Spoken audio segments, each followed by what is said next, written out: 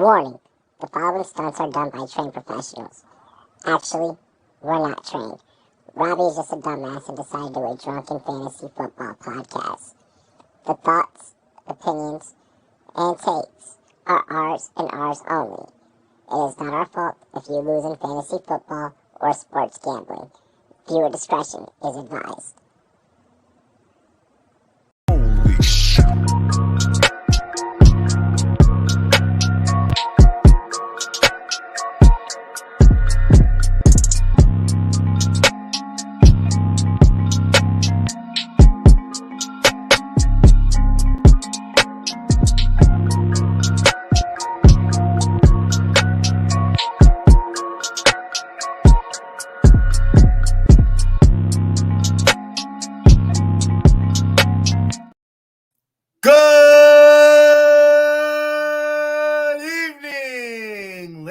Gentlemen, chat, what is good? What's poppin', chat?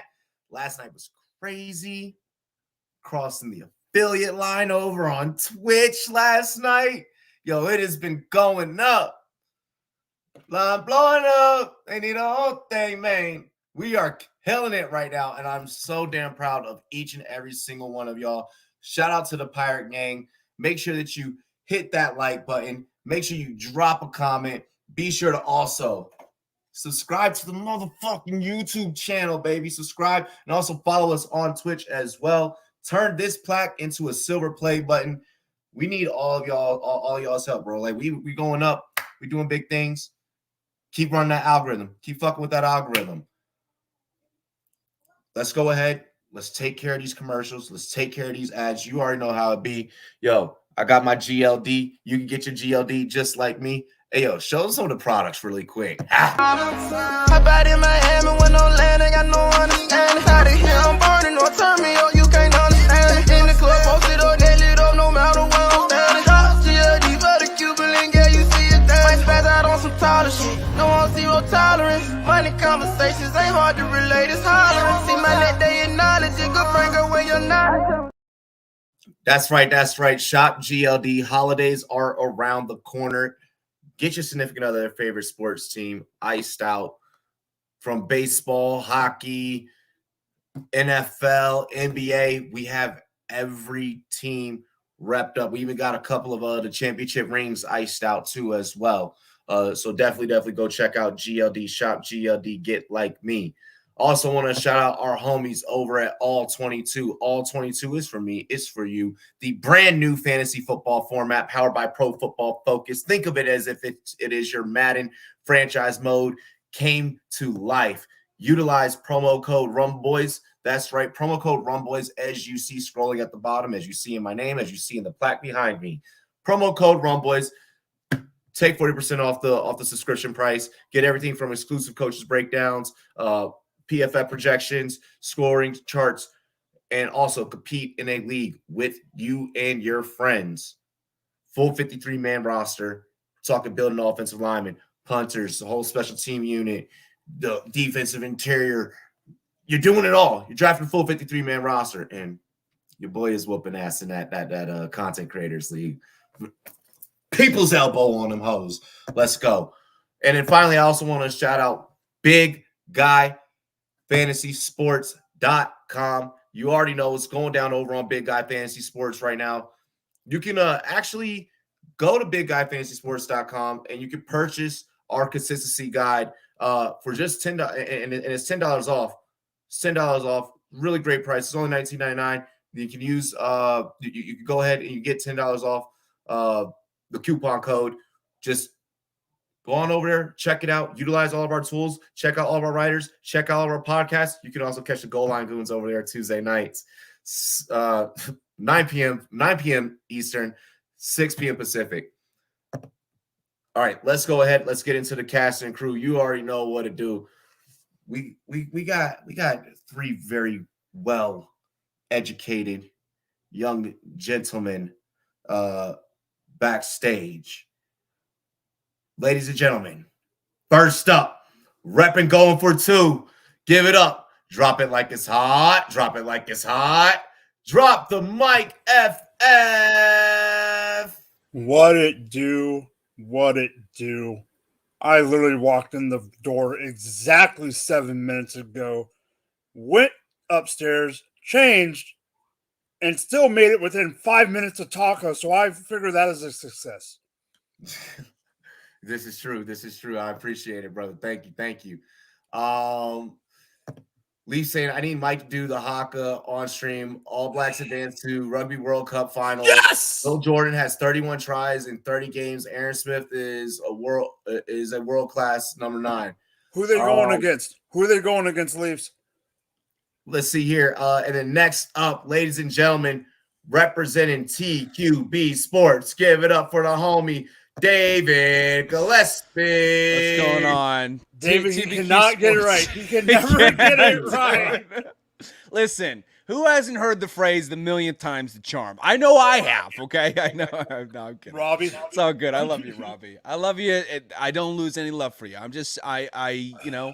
I'm here nonetheless. I'm here to join you fine gentlemen, talk some football. Here chilling with my guy, living in the glory days. When Rex Grossman was shitting his pants in the Super Bowl right here. Well, I was going to ask you, David, you have that as the background because that's the last achievement of the Bears? Pretty much. I mean, at least that Super Bowl was on DVD. Thanks for reminding me on how fucking ancient I'm getting at this point, Robbie. Thank you, man. Are on VHS, so I mean, hey. that is a little, that is worse. Yeah, true. But it does. I mean, it's DVDs are even going obsolete at this point, so I still feel seasoned nonetheless. This is true. Ladies and gentlemen, last but certainly not least, everyone's favorite heel, TDS Taco. What's up, boys? Oh my god.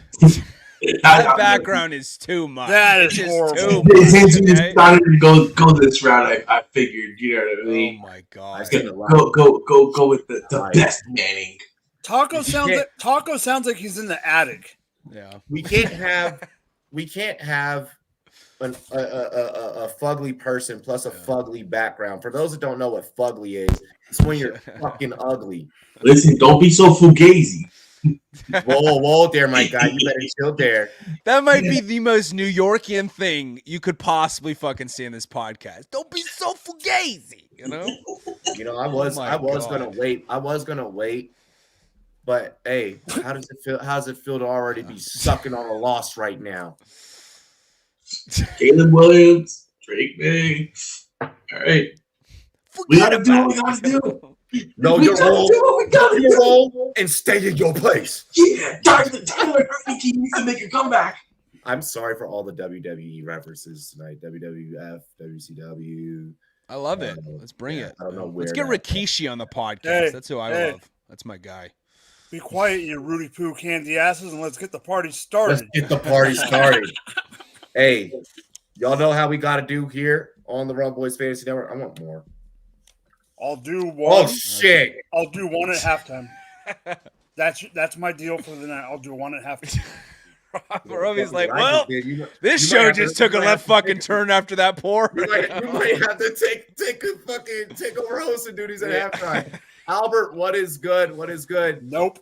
Dilly to the panel, man. What's good? Guccini. Eric, what's good? This is it. What? Guccini up in the chat. Let's get lit. What? Oh. Cheers to me. Cheers to you, all the Rumboyz and girls. What to do? Dilly.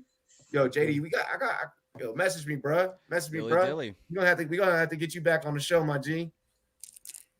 Is that Gucci Mane? Need some more culture on this show. Taco, not saying that you aren't enough culture, but hey, y'all two pasty motherfuckers. I feel like JC. I can be a pasty cultured son of a bitch. Not the same thing. That sounds more Stone Cold Steve Austin than The Rock. You know what I mean? In the way of using the word culture, we're not thinking of the two same things. I know that. That's why I said it. Okay. I'm gonna just start this off with we were right again. We pretty much hit on every prop except for the under in total points. But all in all, we took Vegas for a ride last night.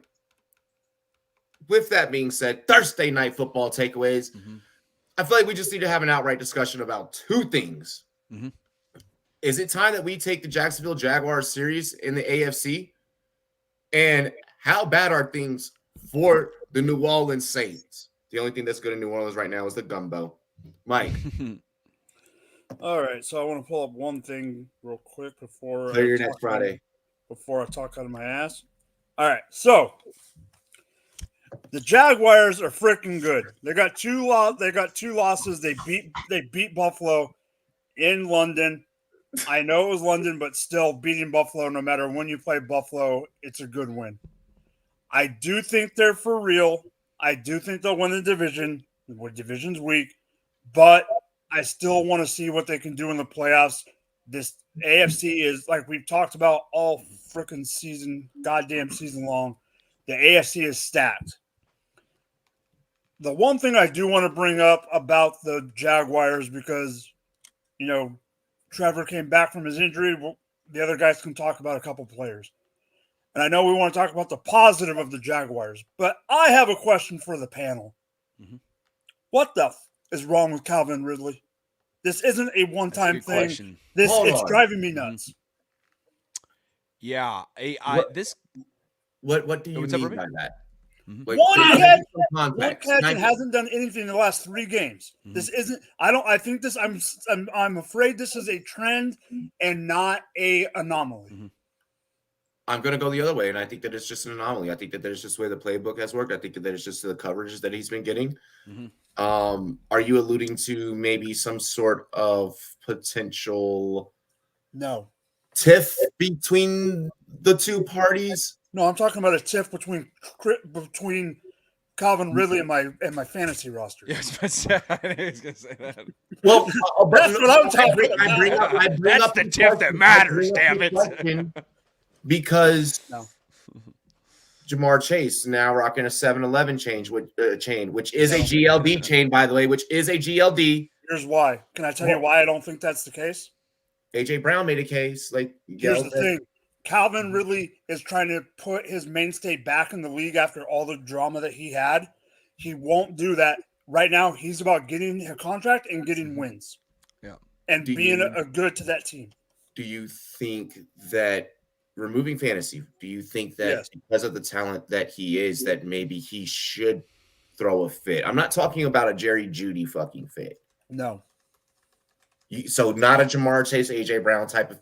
I think that it's deserving. But I also he's only 1 year into this team, you know. Anything he does needs to be done privately and to the direct OC head coach. That's fine. Not in public at all. Yeah. Okay.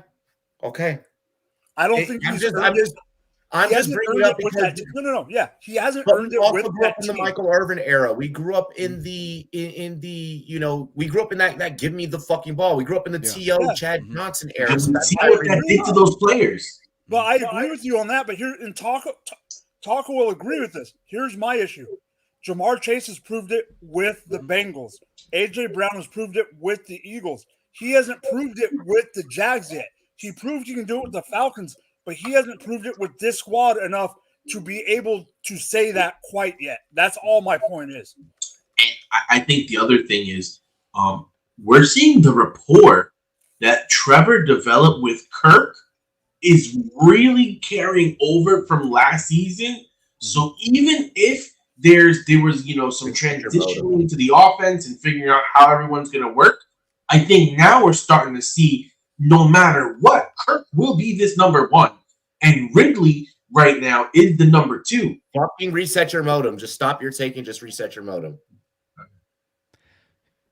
Like, you sound awful. He sounds like he's in an attic. That's why I mentioned it earlier. No, Taco. Is it better now? No, you sound like you're in an attic. That's why I said at the beginning of the show. Yeah. This is why if you're going to stream internet cable. Okay, so the only thing I want to add, you sound like you're on the lam right now, and the FBI is trying to track your ass down. You're trying to be discreet. The only thing I want to bring up about the Saints. The only thing I want to bring up about the Saints is, I know it looked like Carr was getting pissed off and all that on the sideline. Walking to the sideline all mad. The one thing I think, and two of the routes that he got mad about, they were Kamara. The one thing I think people are forgetting is with Kamara being suspended for those 3 or 4 weeks, he didn't get it. He's still learning the routes that Kamara likes on a hot route and all that. Mm-hmm. So I think that is a little overblown on how he was so pissed last night. I think he is, but I think that's part of the problem. But I got 3 words. The Saints suck. Go, David. Yeah. Mm-hmm. I think the thing with to answer Mike's question real quick, I think the thing with Calvin Ridley, it's a combination of like a lot of small things. So like he's had 4 drops this year. I think it's important just being able to catch the ball. I think it's being on the same chemistry level with Trevor Lawrence. I mean, this is their first year working together. It's little things even too. Like remember when Calvin Ridley had that was supposed to be a tiptoe catch in bounds with Paulson Adebo all over him in the second half, you know? And it was supposed to be like a 35, 40-yard catch or so. And he wasn't in bounds. It was little things like that where he could have kept his feet in bounds and potentially made that play and extend the drive a little bit more, courtesy to him, I should say. But he wasn't able to do so because his focus wasn't on keeping his feet in bounds. It's little things like that, I think, that come into play. It's the chemistry, I think, between him and Trevor Lawrence. And frankly, I think that kind of speaks to why I love the Jags as an AFC contender, but this isn't the prime opportunity to declare that right now because I think the way they look right now at 5-2, they look like a legitimate playoff team, but to be able to vie for the Super Bowl, I don't love the way this passing game has kind of taken off thus far this year. I'm not saying Trevor Lawrence has played bad, but he's got 8 touchdowns. You know, he's averaging less than 240 yards passing per game. This isn't that next level leap that I expected to where Trevor Lawrence was supposed to be that MVP candidate, you know? So I think it's things about, their ability to connect downfield. We haven't seen that from Calvin Ridley this year. Even the games that he's gone off, it's not like you've seen deep balls galore going his way, you know? So I think it's little things like that that attribute to why the Jaguars offense hasn't taken that next level leap and where Travis Etienne is more so the identity. So if they don't get that pass game going, I don't think we can take this team as seriously as we'd like to. If they can get it going, though, it's a whole nother situation, okay? Okay.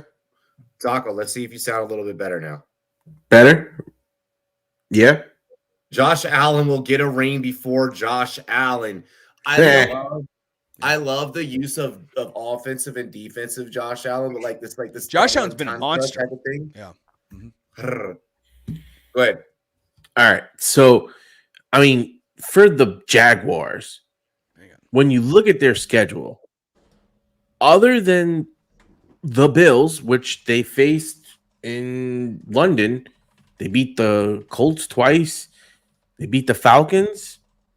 You know what I mean? They lost to the Texans. They beat the Bills. Okay, yes, they beat the Bills, but that game again in London, I don't know how much the Bills were really there. Like, you know what I mean? They're when you travel, that you kind of have the lag, the hangover, all the other things that come with it. That game, this was the second week that the Jaguars were in London, so they kind of were already acclimated. Their bodies were already adjusted to the time. Everything was kind of like set. So, their staple win, I don't really buy. I mean, defensively speaking, their defense has allowed, one of the most amount of points in the AFC. And when you compare them to like the Chiefs or the Bills or don't do that. Don't do that. You don't want to do this.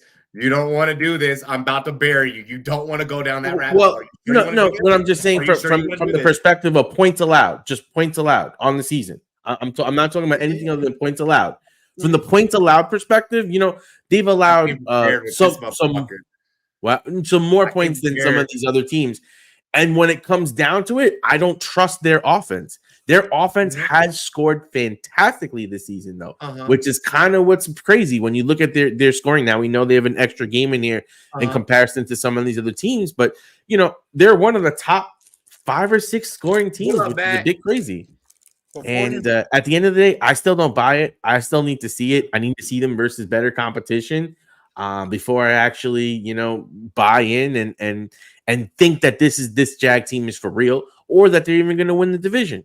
So I still got to see it. Before Robbie does his thing, do it. No, Do it. I have one question for him before you do it. Mhm. Who in the heck will win this division if they don't? Stop. No. Don't. Okay. Stop. Okay. Stop. I thought you were going to go somewhere else. No. You don't want to hear my answer. Hang on. Go. We did take as a channel. It was the Jags that we did take down there. The Jags for the very first time with their current record, what, 5-2? Yep. First time being 5-2 since 2017. I'm not done. I am not done. The Jags, in terms of fuck the AFC, I purposely preface the question as the AFC. At this given moment, what are the most important months in football? What are the most important months in football? Give me that. December and January. November and December. Oh, November. January, I know what you mean. Yeah. November, December are your most important months in football. When people talk must-win games, they're really talking about November and December. We make fun of Dak Prescott because he can't win in December. We know this. Since November of last year, when we talk about wins, you want to know what teams have the most wins, who have been the most consistent? You want to know what grouping that the Londonville Jaguars are in? The Kansas City Chiefs, the San Francisco 49ers, the Miami Dolphins, and the Philadelphia and the Philadelphia Eagles. You want to know who completes number 5 on that list? The Jacksonville Jaguars. I saw this today. If you cannot, and we know me, I'm a film guy. That defense is going out there and making fucking plays. Yes, sure, yeah, they allowed points on the board. It looked like things like they are going when the moment's on the line. I think that them allowing points was more about, hey, let's take a couple plays, let's get our guys some rest, and I feel like that's what that's really about. It was an amazingly coached game by Peterson and team. I'm afraid of this Jags team. This is a team that we really need to be looking at. By the way, we also have the Dolphins, and we also have the Chiefs.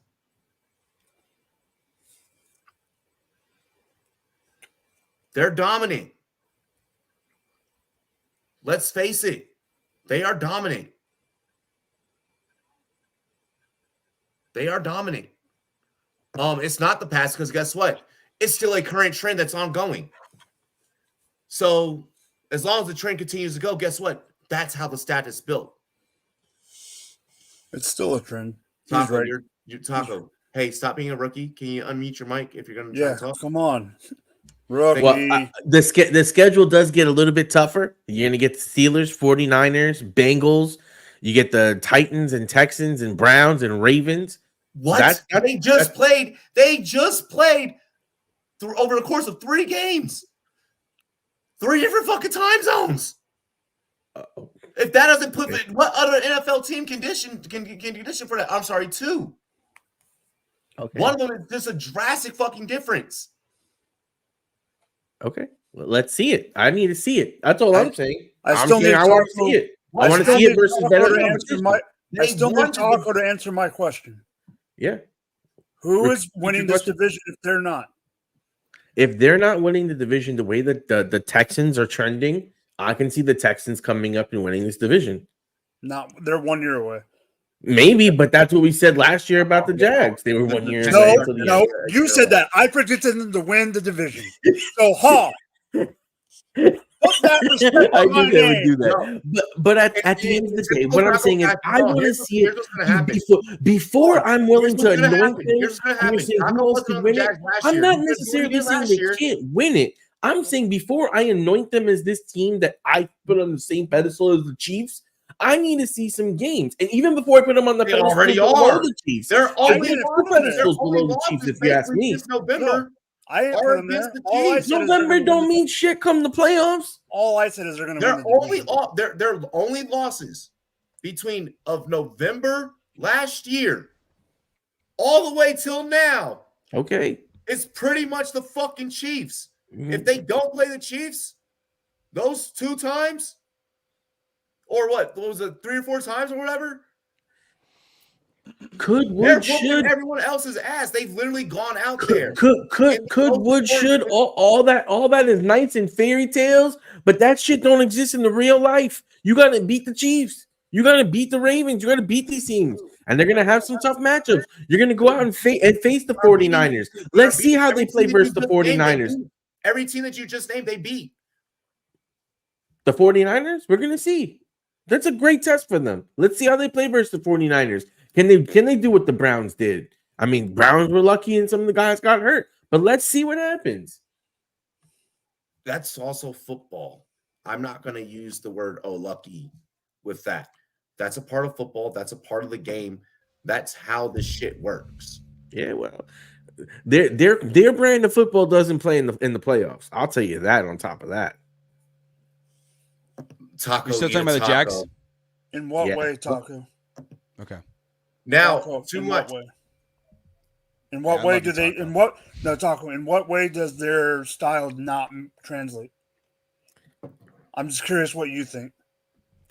In that, I don't think Trevor Lawrence is a big playmaker. Okay. That's what I was. No, that's where I was going. That's where I thought he was going. That's where I thought he was going. What? I don't his trust dual him. threatness too. His rushing acumen is becoming what's saving him. I do not. Hold on. Anyways, what I was trying to fucking say, since clearly you know what the fuck. Yeah, clearly I'm fucking talking. Stop. Anyways, what I was saying, okay, and what I've been trying to say. All right, how can you say that their style doesn't match up with playoff football? They were pretty damn dominant last year, if I remember correctly. Around this time last year, the same fucking shit that you're saying now about this exact same team. And then what happened? What did Taco do? Chat? Taco suddenly flipped. And Taco, he put 25 cents on him. So let's keep it fucking real. They beat the Chargers. They did beat the Chargers. Like, doesn't Trevor Lawrence have more fucking playoffs? No, I know. Prescott? Yeah. Like, exactly. Lawrence was rushing with a broken knee and went out there and just like a broken knee. He didn't have a broken knee. It was basically a fucking broken knee. Basically a broken knee.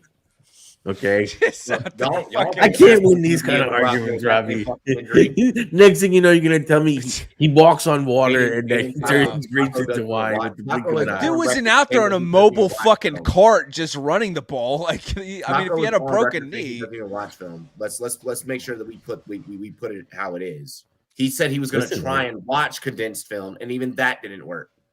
Listen, let's see what they do. You got to win some big games. They got one, the Bills. We're gonna call the Saints a big win. Why we gotta? They really roughed up those Saints. My God, because the Saints are playing so great. Slap. We're gonna get into it later. We're gonna get into it later, but keep flying them up. No what. Whoa. Flip like a burger. Believing in something, and the numbers is something else. The numbers say Jones is trash. The numbers say Jones is not it. My favorite thing in sports is X team had a miracle, but if it was your team, no one would say that.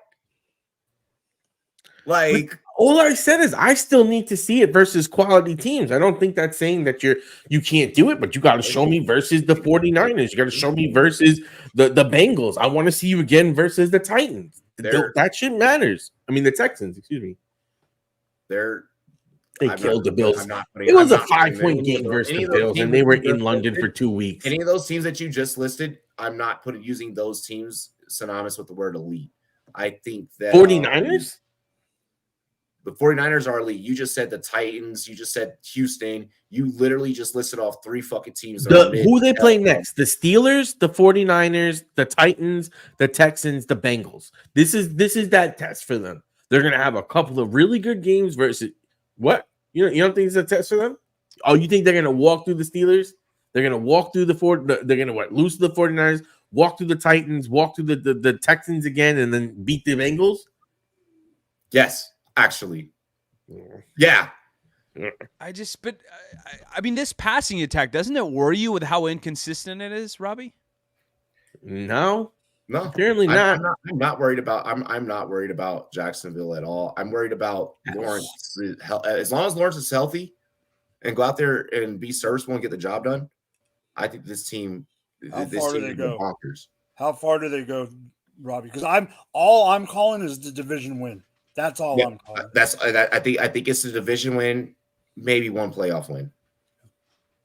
Maybe one play. I have them winning at least one playoff game. I think they can win one playoff game. As far as what's going on with Ridley, like I addressed earlier, TJ, I don't know if you were here. Both Mike and I, we kind of had a back and forth about it. But kind of long story short, sit back, talk with the OC, and talk with Trevor Lawrence in private. Don't pull some of the diva things that we've seen at the wide receiver position, and kind of just figure out what's going on. Me personally, I think that it's a lot of looks that he's getting. I did go back, watch last night's game again today, and kind of found myself wondering some of the same things. He was getting strapped up. Like, I'm gonna be honest. There's at least like 3 plays where immediately I was like, well, don't even look in his direction, though, if that's where he went towards Kirk. Well, he struggled. Yeah, he struggled against Paulson Adebo and Tyrann Mathieu, who were in part on coverage on him. Stroud's still a rookie. I'm very high on Stroud. We know this, but when we talk interdivision, it gets that's where things can get a little worse. And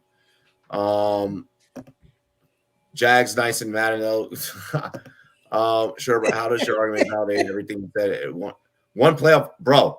Do you know how many fucking teams don't even have one?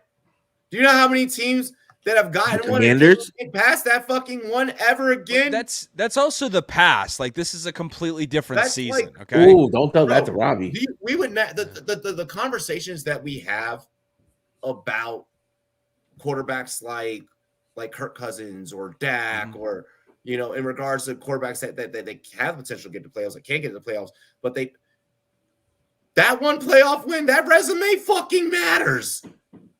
That resume really matters. Well, it matters if you're building on something. Now, if you're completely 180ing the team and absolutely fucking gutting it, and guys are getting poached left and right, then that obviously doesn't matter. But that's not the case for the Jaguars, where they're actually obviously building off that one big playoff win to where this is going to be a much more meaningful season than last year. There's no point in starting Judy, TJ.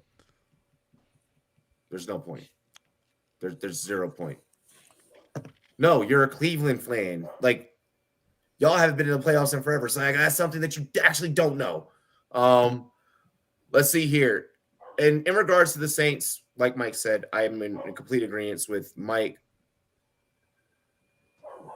Fuck the Saints. The Saints suck. They might be this. I mean, Carolina's 0-6, but talent-wise, not just pure talent-wise, they could be maybe even worse than on the level of Carolina. Carolina's got a good future, I think. It's just rough right now. Yeah, exactly. That's what I was trying to say. Yeah. The talent with the Saints is kind of all reused. It's just been like, we know this personnel. Yeah, old. We know this personnel grouping. That same shit doesn't work anymore. Yeah. That's what happens when you let Sean Payton dig you into a hole. Yeah. Don't get me wrong. It worked, during the Breeze era, but your Saints are clinging on to something that is clearly done and clearly outlasted. Fucking Derek Carr. Like, what the fuck are they doing, honestly? Yeah, I mean, Carr is definitely looking washed at this point. Carr does need to retire. Kamara's not running the same. He used his legs during the whole offseason to stomp somebody out, Darryl Green's grandson. And now he has nothing left to be able to fucking run on the field with. Taysom Hill constantly being used as a Swiss Army knife. I think we've kind of identified we know what's coming when he's on the field for the most part, I'm just tired of it. The play calling last night was whack as fuck. It was very bland. There was no posh. In the words of one of my favorite boxers ever, Tyson Fury, there was no posh. Which is crazy to say because like when you think about teams and the identities of the cities that they're related to, you're in one of the most creative and flavorful cities in New Orleans, and your playbook looks like that. You just you ever watch someone else cook and like as you're watching them cook, like they open up the seasoning cabinet, there's a fuck ton of seasonings, but all this bitch does is grab the salt and just sprinkles a little bit in there, not even just. We've all seen that happen. You know that one video. Serve it to you, and then tries to serve it to you. Like, are you entertained?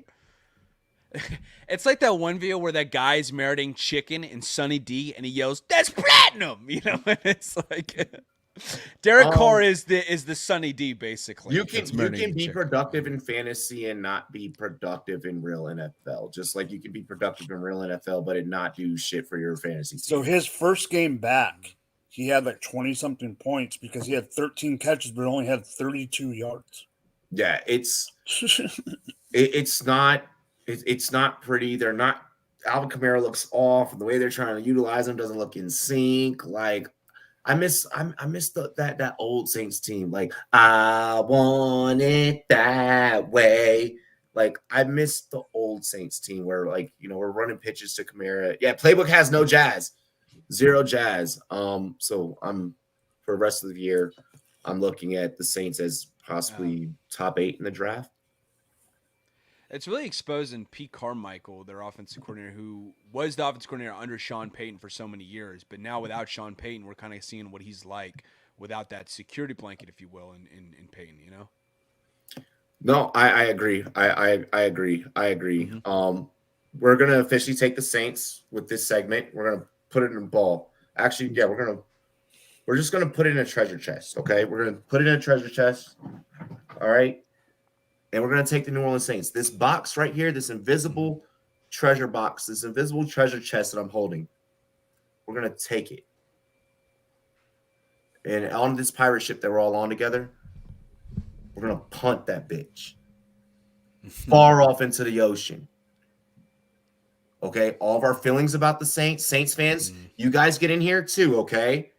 All right? If you have Saints on your fantasy team that aren't Kamara, that aren't Chris Olave, so Derek Carr, you climb your ass in this box too, bro. We're going to just take some hill. We're going to fit you in there. Jawan Johnson with your injured ass.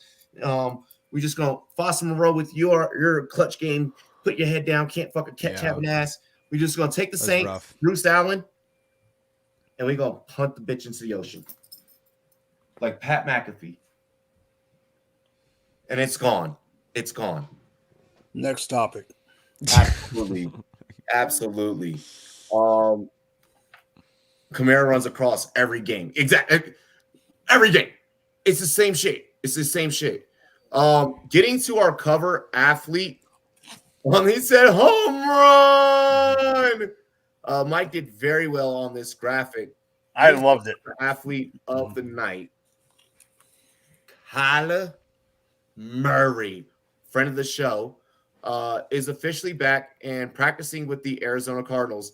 Dobbs was fairly serviceable during his time with the team and his time starting for the team. The team has put up some fight. They've shown that they have their they got a little dog in them. They got some dog in them birds. I don't know if that's bestiality or not by making that reference, but whatever. Really? Does Kyler give this team the best chance at winning games, or could they maybe have just rode the season out with Dobbs? I mean, it doesn't look like this team has gotten to know that they're tanking. They don't look like they're trying to tank. The Saints look like they're trying to tank more so. The Bears look like they're trying to tank more so. What are y'all's thoughts? Yeah, you're up. I think at this point, even more than tanking, you need to see Kyler Murray in action and hopefully putting on good game tape so you can make a decision and hopefully be able to send him to another team and get something back, as you're pretty much guaranteed to have a top pick in a QB heavy draft, and you can easily reset now and get your potential QB of the future. Or heavens forbid Murray looks good and builds back trust with the organization, maybe you say, hey, let's build with Murray and draft one of these elite wide receivers or one of these other players, or trade down and now build up our thing. It's just too many benefits you can get from letting Kyler Murray go out there and see what he has. Because let's face it, Kyler Murray is a good player. Like, I know a lot of people want to start acting like, some of the bad streaks when he had no wide receivers and Hopkins was gone and there was nothing left and he had a couple of bad games, like, or he was dealing with injury coming back and didn't play, or I know he had the bad playoff game. So, you start to get a stigma when you have a couple of bad games and, you had the bad playoff run and it was a bad season. So, people think that he can't ball, but this guy can ball. And I'm excited to see him go out there. Hopefully he'll be, full go with no restrictions, kind of let it loose, let everyone, remember what he could do and go from there. From a Cardinals perspective, you're seeing if he's salvageable or if he's tradable. And if you see neither, and he is absolutely trash, that's when, it's destiny for you to draft one of these top quarterbacks and it just falls in your lap and, you figure out the money later and you take that top guy. But I think you have to let Murray play. You have to see what he got and you don't hold anything back. It's full goal, full send. Let's see what you have. You don't deal Brown in this situation. You want to see Murray try to ball. Okay.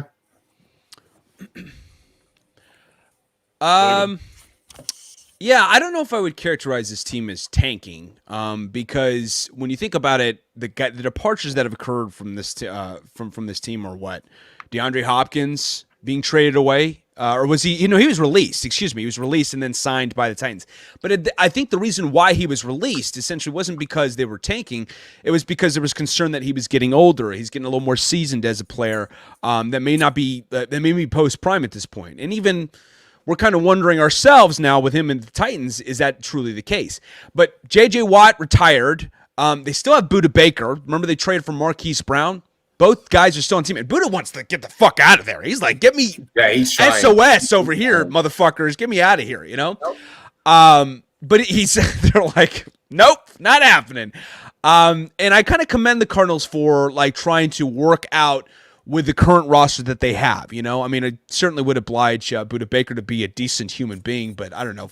Michael Bidwell and the Bidwell fucking ownership's another whole other fucking shit show for the Cardinals. And they had that Steve Keim drama where there was rumors about what was going on with him, and I think the Cardinals are just they're rebuilding. Obviously, they're rebuilding. They're currently in a lull. I think it's Kyler Murray or die for this team to have any sort of pulse on their team. But a lot of this is going to be a rough season. We knew this was going to be a rough season in his first year with Jonathan Gannon, I think it's a matter of honestly just building in the offseason, getting Kyler to feel comfortable with, under people want to come to fucking Arizona. And wanting exactly, and people wanting to come to Arizona, there should be some rebuild to some degree. I think, especially out of the ground game. I don't think James Conner is that special of a back anymore. I think he's getting a little bit of tread worn off his tires. But this is a team that I think could be a little more interesting if they play their cards right in the offseason. I think there's some nice pieces with Murray there, with DJ Humphries, with Marquise Brown. It's just they're going through some growing pains essentially right now. Will Kyler Murray catapult this team into some sort of legitimate, caliber team this year once he gets healthy? I don't think so. But if they can notch a couple wins, I think it'll bode well for the future and set them on the right track for this offseason. Really quick, taking this question by TJ to Boss.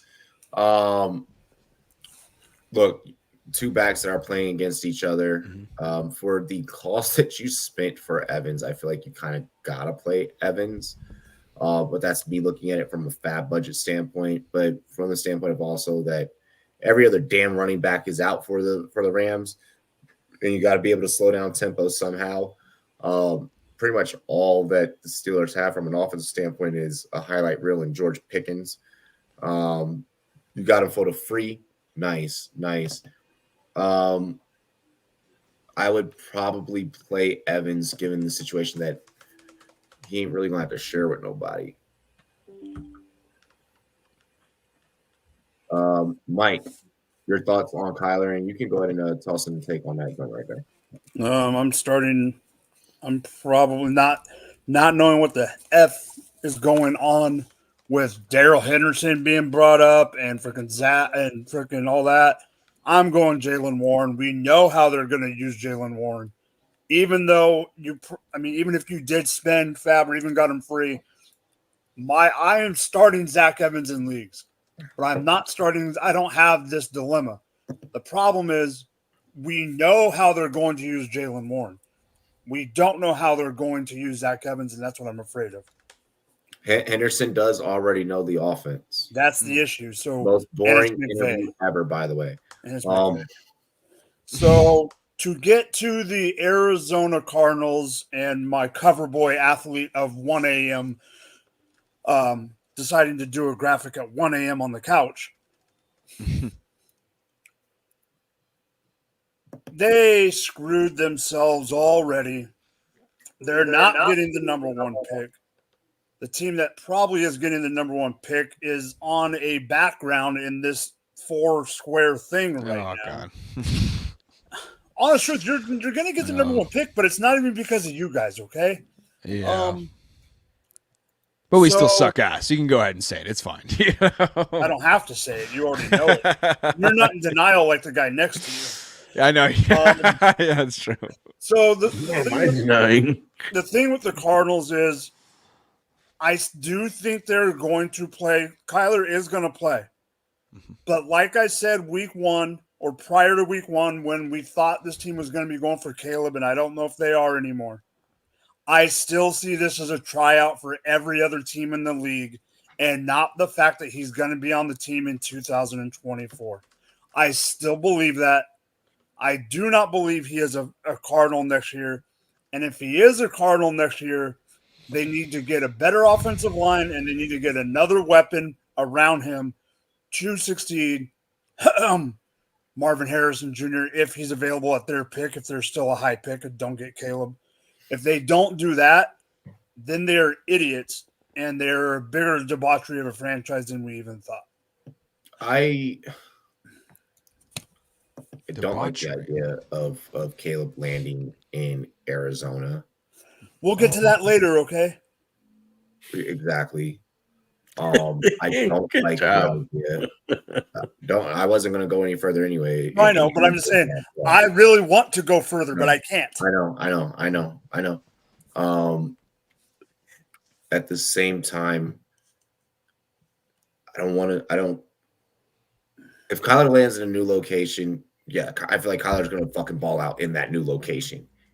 But do you see him balling out in Arizona in 24 if he was still on the team?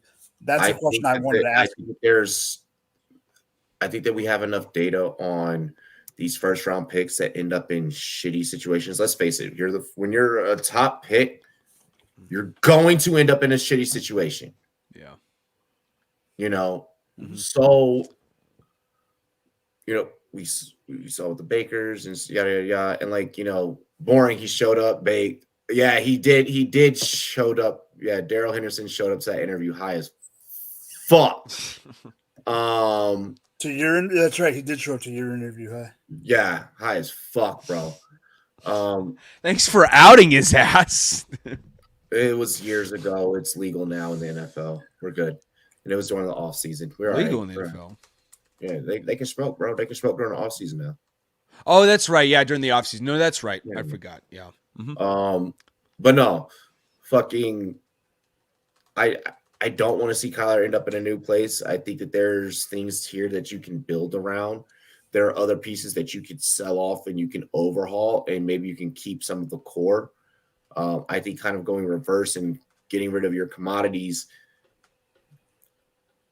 and then bring in a Caleb Williams and try and hope that you're reinventing the wheel. You already did it you're putting Caleb Williams in the same position as Kyler.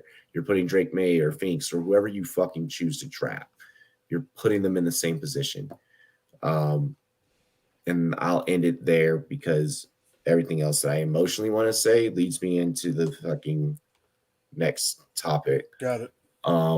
Yeah. And I'm going to actually save that topic for after the second half. Yeah, because I think that's just such a fire way to open up the show.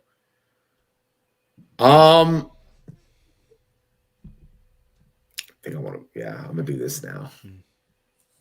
Uh-oh. You got a grin on your face that you haven't had in a couple weeks. Can you give me a hint so I know what to bring up? I just want to pick on someone. That's all.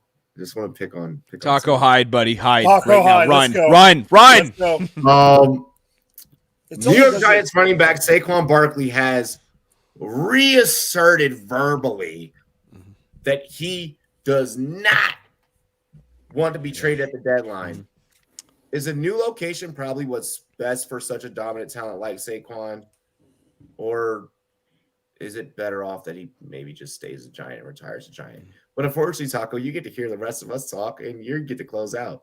So I hope that we just eviscerate you. Well, here's the thing.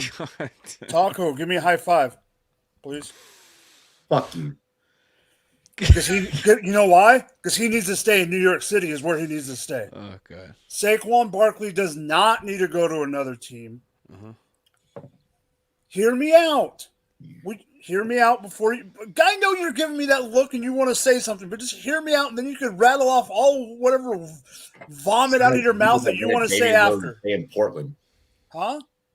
Sound like people that wanted Damian Lillard to stay in Portland. Will you hear me out? The reason is he is a big market player in a already big market city who, let's be it, I don't care. I'm going to make one fun thing, make fun of Taco in one light real quick. Taco's team. I don't care if they're paying a $10 million quarterback $40 million or not. Daniel Jones is not the face of this franchise. Nope. Saquon Barkley is. Yep. And the Giants, with the media, with the fans, with everything else, would be dumb and asinine for them to get rid of him. Do I want him to be gone for my fantasy purposes and stuff like that? Probably. But is it the right NFL, like David says, because David's not a big fantasy guy, and that's fine. But like David says all the time, for real football, getting rid of Saquon or trading Saquon to me is the dumbest thing this franchise can do. And I'm leaving it at that. This is a totally different version of Empire State of Mind playing in my head, looking at this fucking shithole Giants team right now, honestly. All right, it is David's turn. Talking about this Giants team with Saquon Barkley, I love me some Saquon Barkley as a person, as a player when he's healthy. He's awesome, man. He really is. My condolences, though, to him for what his experience might end up being like playing for the Giants. I'm just being real here, man. I'm with you. It's like, it's just going to be so rough when them signing to, Daniel Jones to that lucrative deal. That's totally going to handicap this team. I mean, that's absolutely snapping their kneecaps. Like it really is. It is. And Dan Campbell style. Yeah, seriously. Like they're just walking around like fucking, what's his name from South Park? Little Jimmy Cricket or whatever. Oh, fucking Jimmy. Hey guys, I'm Saquon Barkley. I'm the running back for the Giants, guys. No, I wasn't saying Saquon, but damn. I mean, no, but Saquon, poor Saquon. No, I look like this. I forget what his name is, but yeah. No, Saquon though is awesome.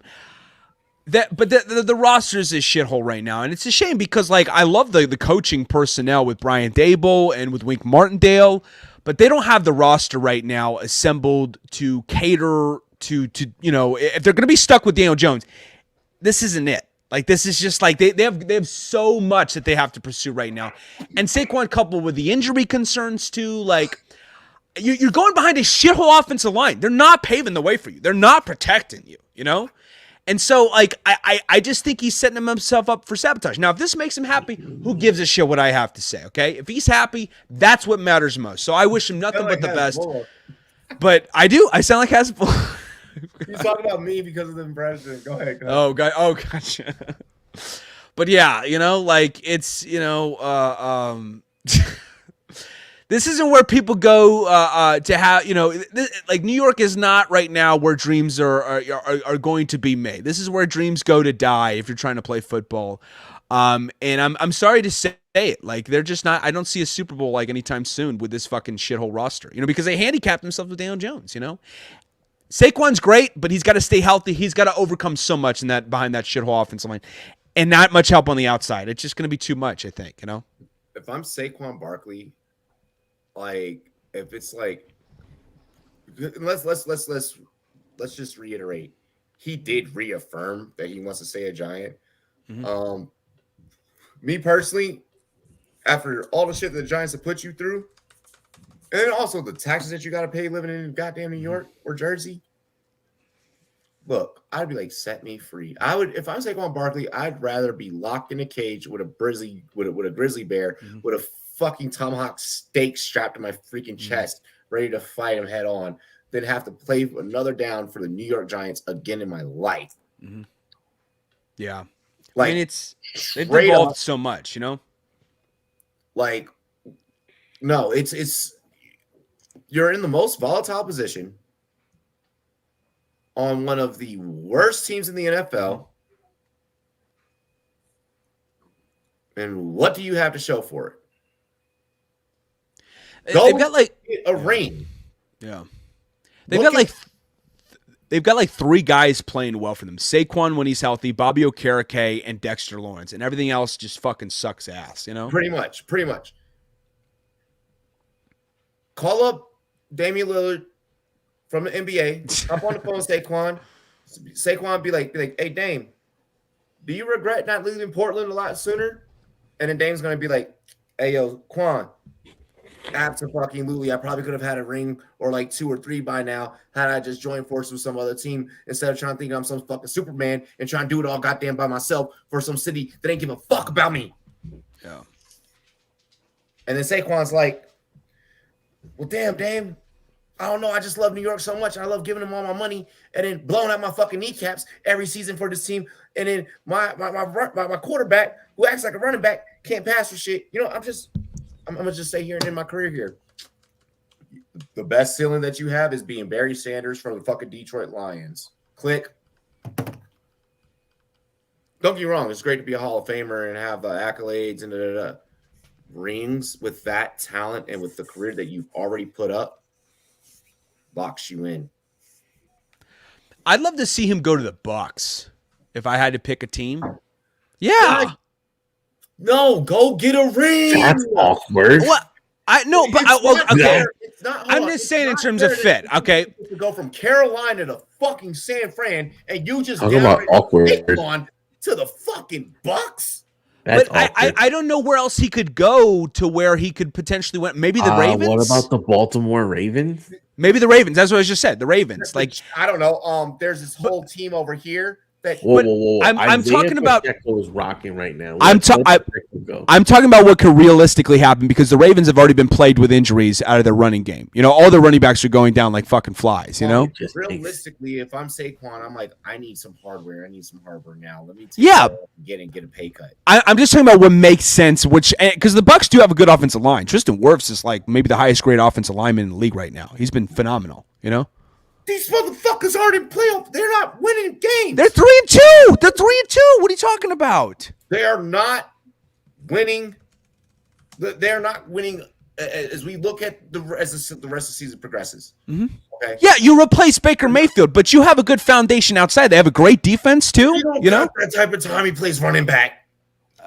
He's only 27 right now. He's got some time. He's got 2 years. Tampa Bay doesn't have.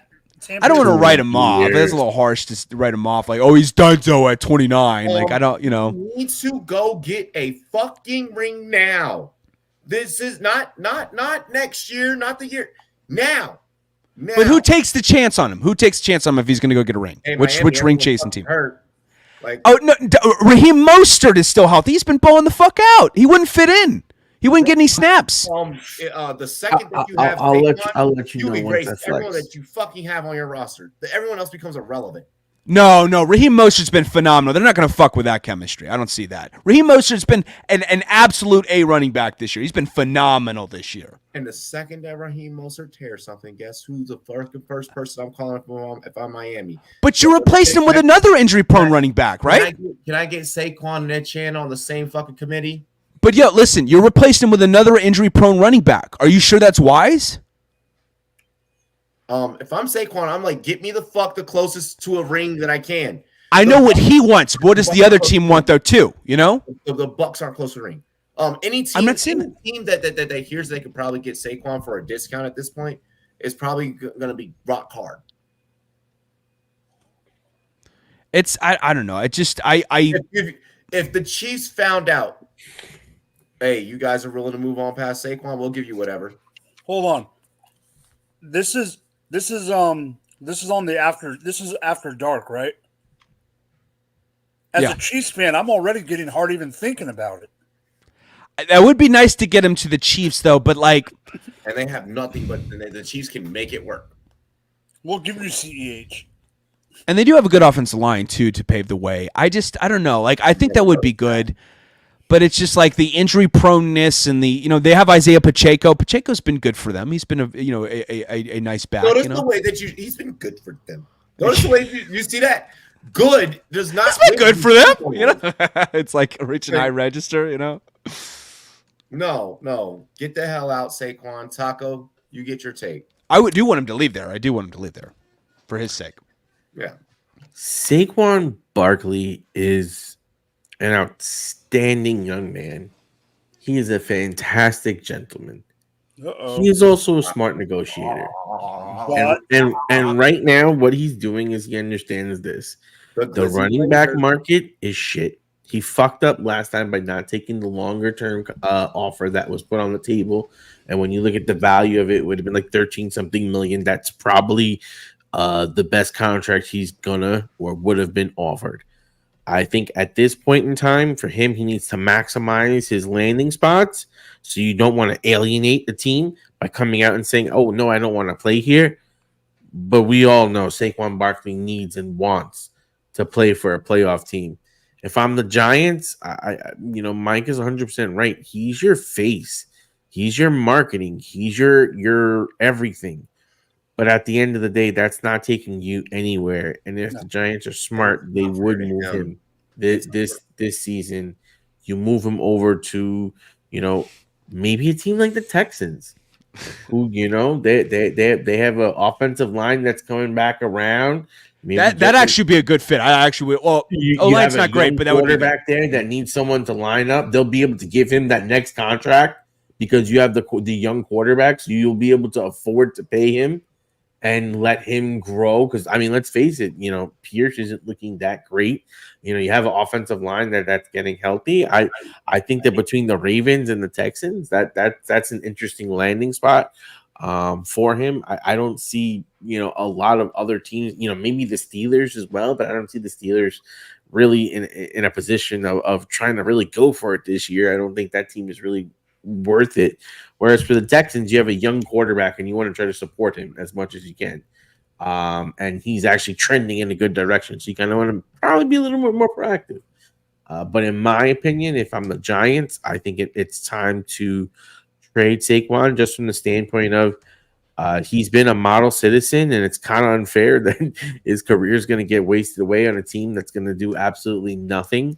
And it's just been a tale of inconsistencies, and it pretty much needs to be a complete, at least, overhaul on the offensive end because the offensive line can't do anything. The wide receivers ain't anything.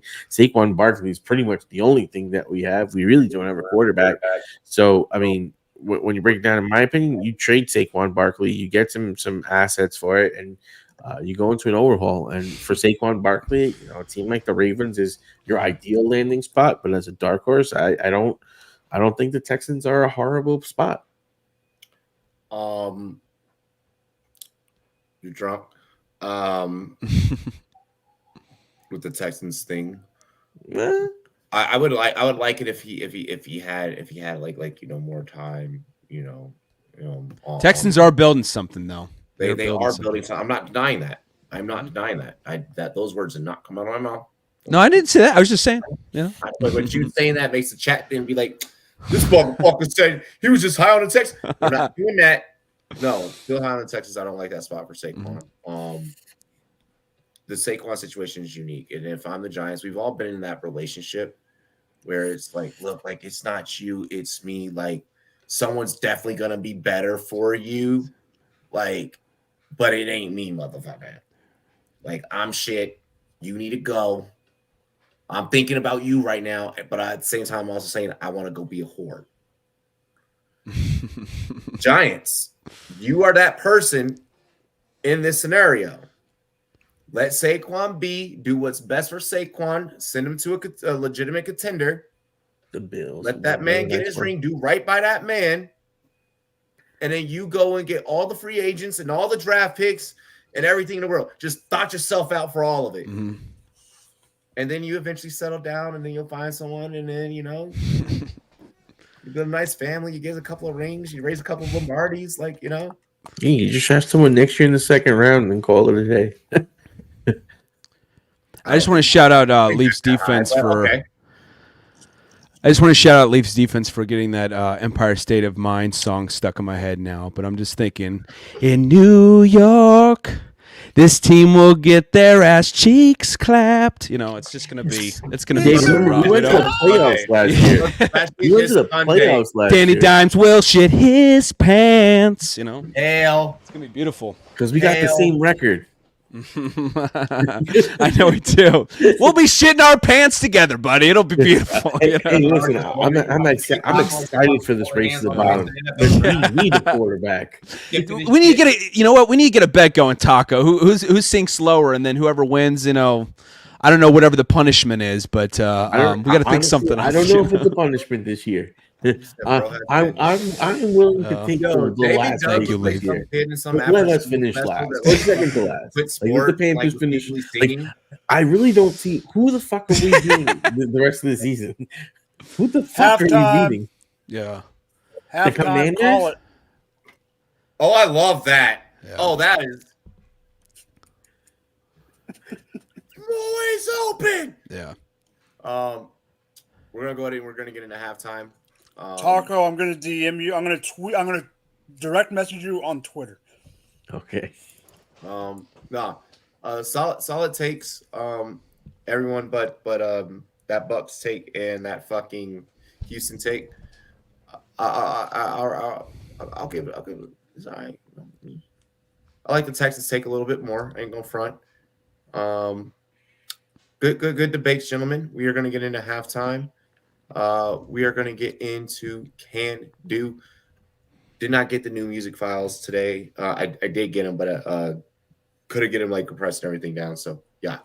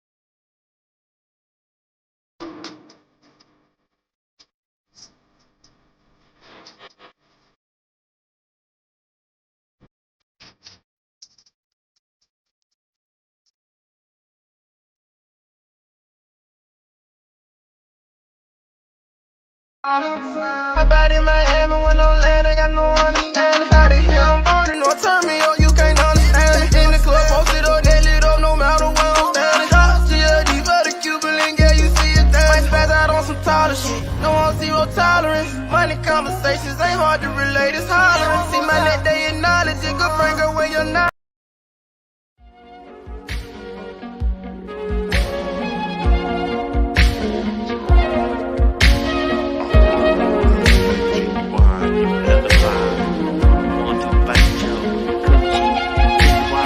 First street swinging, swerving. Man, this bad as gone as I'll ever be. My nigga Tevin told me keep on talking that shit to these niggas, it's scared of me. So I'm going track after track, put my town on my back, trying to prove I'm that nigga. Scratch that, only half black, but I'm still twice a nigga that these niggas could ever be. No one ahead of me. I'm Texas forever, my nigga, like 936 247 365. Pull up off the whip, rim still in drive. All my niggas back in Duggan Tall Timbers, love that. 6th Street shorty still down for me ever since I was a young nigga pushing hubcaps, yeah. I'm Texas forever. That's 281-330-800. Still tipping like it's still 2004. Young nigga from the north side, but I'm used to repping. Still keeping so south side, like I'm Lil Kiki back in 97. Boy, they treat me like a legend. That's north side shit, south side shit, yeah. West side nigga, east side bitch, man. Look, third coast Wody, everybody know me, yeah. All in a day, and when this come on, I bet all of them say I'm Texas forever, I'm Texas forever, my nigga. I'm Texas forever, I'm Texas forever, my nigga. No one do it better, tell me who doing it better, my nigga.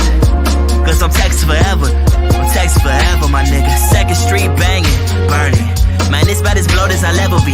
Young nigga cooking like hard, it might fuck up the recipe. Fuck you expect from me. Back from the H like I left some. These days, all I worry about is my girl and my check coming. Fuck nigga think that's a charity, give me some clarity. East side shorty, west side nigga, south side story, get the bigger picture, yeah. Back then, hoes didn't want me like Mike said, they wasn't fucking with you. Mixtape later, I can feel Toyota full of hella hoes tryna fuck a nigga, yeah. I'm Texas forever, I'm Texas forever, my nigga. Had to trade in the Chevy, the Lexus look better, my nigga. Casio gang, you can tell by my wrist and my necklace, my nigga. Just a kid from the H, they fuck with me heavy as precious, my nigga. That's north side shit, south side shit, yeah. West side nigga, east side bitch, man. Third coast Wody, everybody know me, yeah. I did it all in a day. When this come on, I bet all of them say I'm Texas forever, I'm Texas forever, my nigga. I'm Texas forever, I'm Texas forever, my nigga. Don't no one do it better, tell me who doing it better, my nigga. Cause we Texas forever, I'm Texas forever, my nigga. Casio gang, y'all my niggas forever, my nigga. Look, shout out to Soli, you my nigga forever, my nigga. Shout out to Boogie and Casey, y'all my niggas forever, my nigga. Shout to Quaker, Devin, y'all my niggas, my nigga. Shout out 11301, y'all my niggas forever, my niggas. Shout out my mama, you my mama forever, my nigga. Shout out my niggas, y'all my niggas forever, my nigga. Yeah, I'm Texas forever. All these structures make me anxious. Look, I'm just tryna fuck you, not them hoes you came with. Pull up on 6 low, loud and banging. Yeah, Texas forever, still twisting my fingers. Texas forever, you speaking my language. Look, all in a day, bout to fuck up a Wednesday. Out in the field tryna score me a deal, put my name by that X like I'm Kimbe. I do it all for my team, just a young nigga covered in green like I'm Dende. We ain't no fucking compadres, comprende? Clutch City, Crush City, whatever you call it. I stay with my friends, stay hands in, never hand out. Look, I had to go get it, my nigga. Everybody say I'm the man now. Wrist moving in and out the kitchen, my nigga might pull up on 6 in the whip, whipping it. I'm just a young nigga getting it. All I had was the pot I was pissing in. Now everybody want pieces, percentages. I'm just trying to get my niggas home. I did the work that these niggas want. All this money, cash, cars, clothes, hoes coming in fast, but I'm sipping slow. Cause that's Texas forever. You already know. It's Boy down that nigga.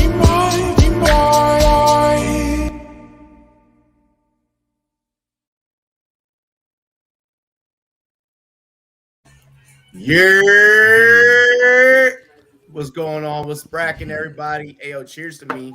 Cheers to you, all the Rumboyz and girls. What it do? Tilly. I would have laughed really hard if Robbie would have told that rapper we just listened to, listen, I love your music, but if you're going to do the music video, you got to do it all over again and in some fucking Commanders gear. You cannot wear any goddamn Cowboy shit in this show, okay? You know? That's the homie Roy Dell. You eat a homie, man. Big shout out to Texas. Y'all know me. He's got good music, dude. He's filthy.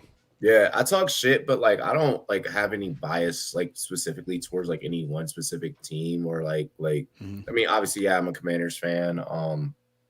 Like you just wish them awful shit, but you're objective about it, you know, of what goes down. I'm an analyst. I'm a professional. Like any jokes I make is only for comedic entertainment purposes, and none of it's like meant to be vindictive or anything. Like I actually got a comment on TikTok really quick. I just want to kind of address it. Like it was like, "Oh, you're a Cowboys hater." Da, da, da. Like, no, bro. Actually, I could give two fucks what y'all do.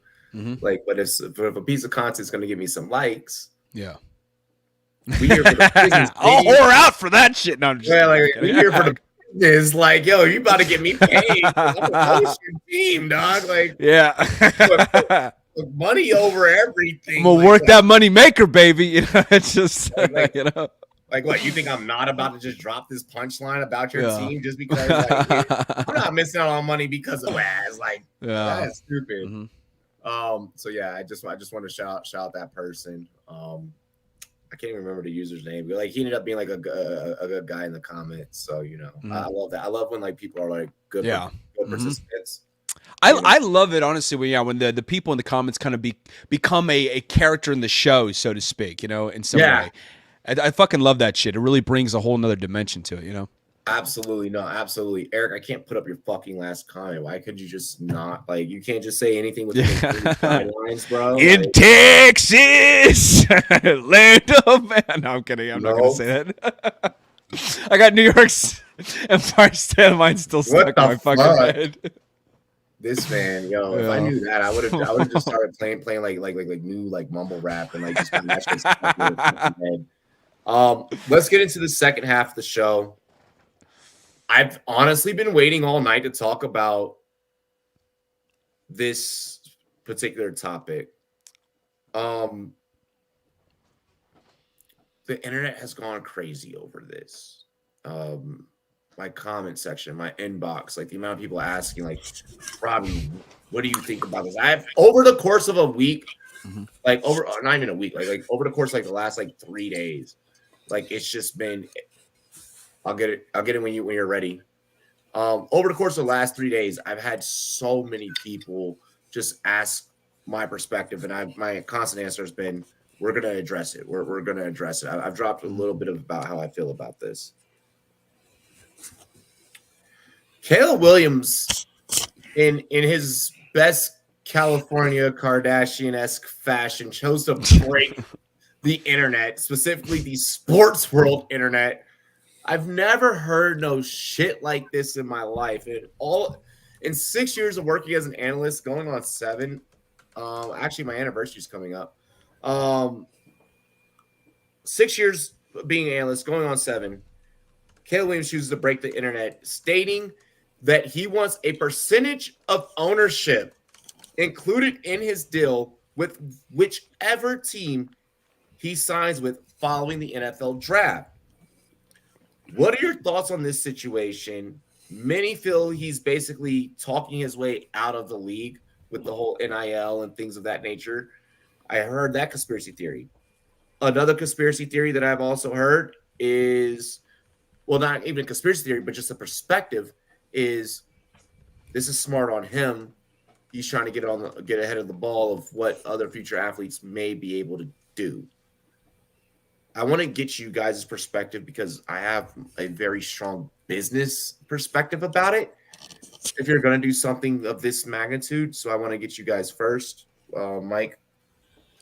I need this before I yeah, like this. It's weird.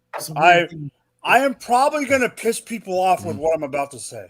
Cheers to me. Cheers to you. All the Rumboyz and girls want to do. Second half kicks off Ding, ding, ding, right now. Kill it. Kill it. Kill it. Oh, God. I'm going to kill my liver next week. I was about to say, I don't want to encourage it too much. I don't want to peer pressure his ass into cirrhosis, David, My brother is getting married at Jim Beam. Oh, that's... The bachelor party is whiskey tasting around the Bourbon Trail on Thursday afternoon. Oh my God! And Okay. and I would expect nothing different, you know. All right, here we go. Oh, my brother's got like 50 bottles of bourbon at his house. Like, okay. That's awesome. Caleb freaking Williams. What does Drop the Mic have to say about Caleb Williams? Yes, there's this whole persona, this whole perception. Robbie, you brought it up, that it's smart for him, this and that. To try to I didn't say that was my opinion. No, I said there's a perception. I said there's a this perception. Is what Facebook. I said my perception. DMs are telling me. Yeah, I said perception. There's a perception out there. There's also the perception that, he could be going back for NIL, blah, blah, blah. Mm-hmm. Yeah. I call that side of the coin, the conspiracy theory is... How old is this kid? He's 20, right? He's a little whatever you want to call it, entitled 21. little prick. Gen Z. What he is. Entitlement. It's entitlement. Thank you. That's what it is. It's all about instant gratification and entitlement with this new generation out there. Sorry for the guys in the chat that are this old. It really irritates the hell out of me because I even see it on the Robbie. You know where I'm going with this. I even see it on the corporate level. What's good. I even see it on the corporate level at my work with these kids that come in right out of college or whatever, and they expect to have all the bennies, to be right up the wall chain, right out of the gate at 22, 23, their first job. They want to be able to have all the perks of the job. We had a girl quit at work because she was told to get the quarterly bonus, she had to be on staff for 6 months. Oh, yeah. This is all about entitlement, and the quarter bonus is not little one if we make it. It's all about entitlement, and Caleb Williams needs to go to whatever team drafts him. I know he had the list of 6 teams on top of this whole freaking ownership thing the week before. They said there was this week, teams. Arizona wasn't on it. It was Minnesota. It was Dallas. It was all these other teams. You get drafted where you get drafted. Teams are able to draft you because they suck. You are the best player. Go turn around a team. Part of me wonders if this is also a family thing where daddy is in his ear. That's all I will say. Yeah, I think that there is a portion of that. It's not my turn. I really want to fucking lean into this topic. Y'all two at the bottom. Y'all got to make this guy. I got to get this. Go, David. I'm not a boomer.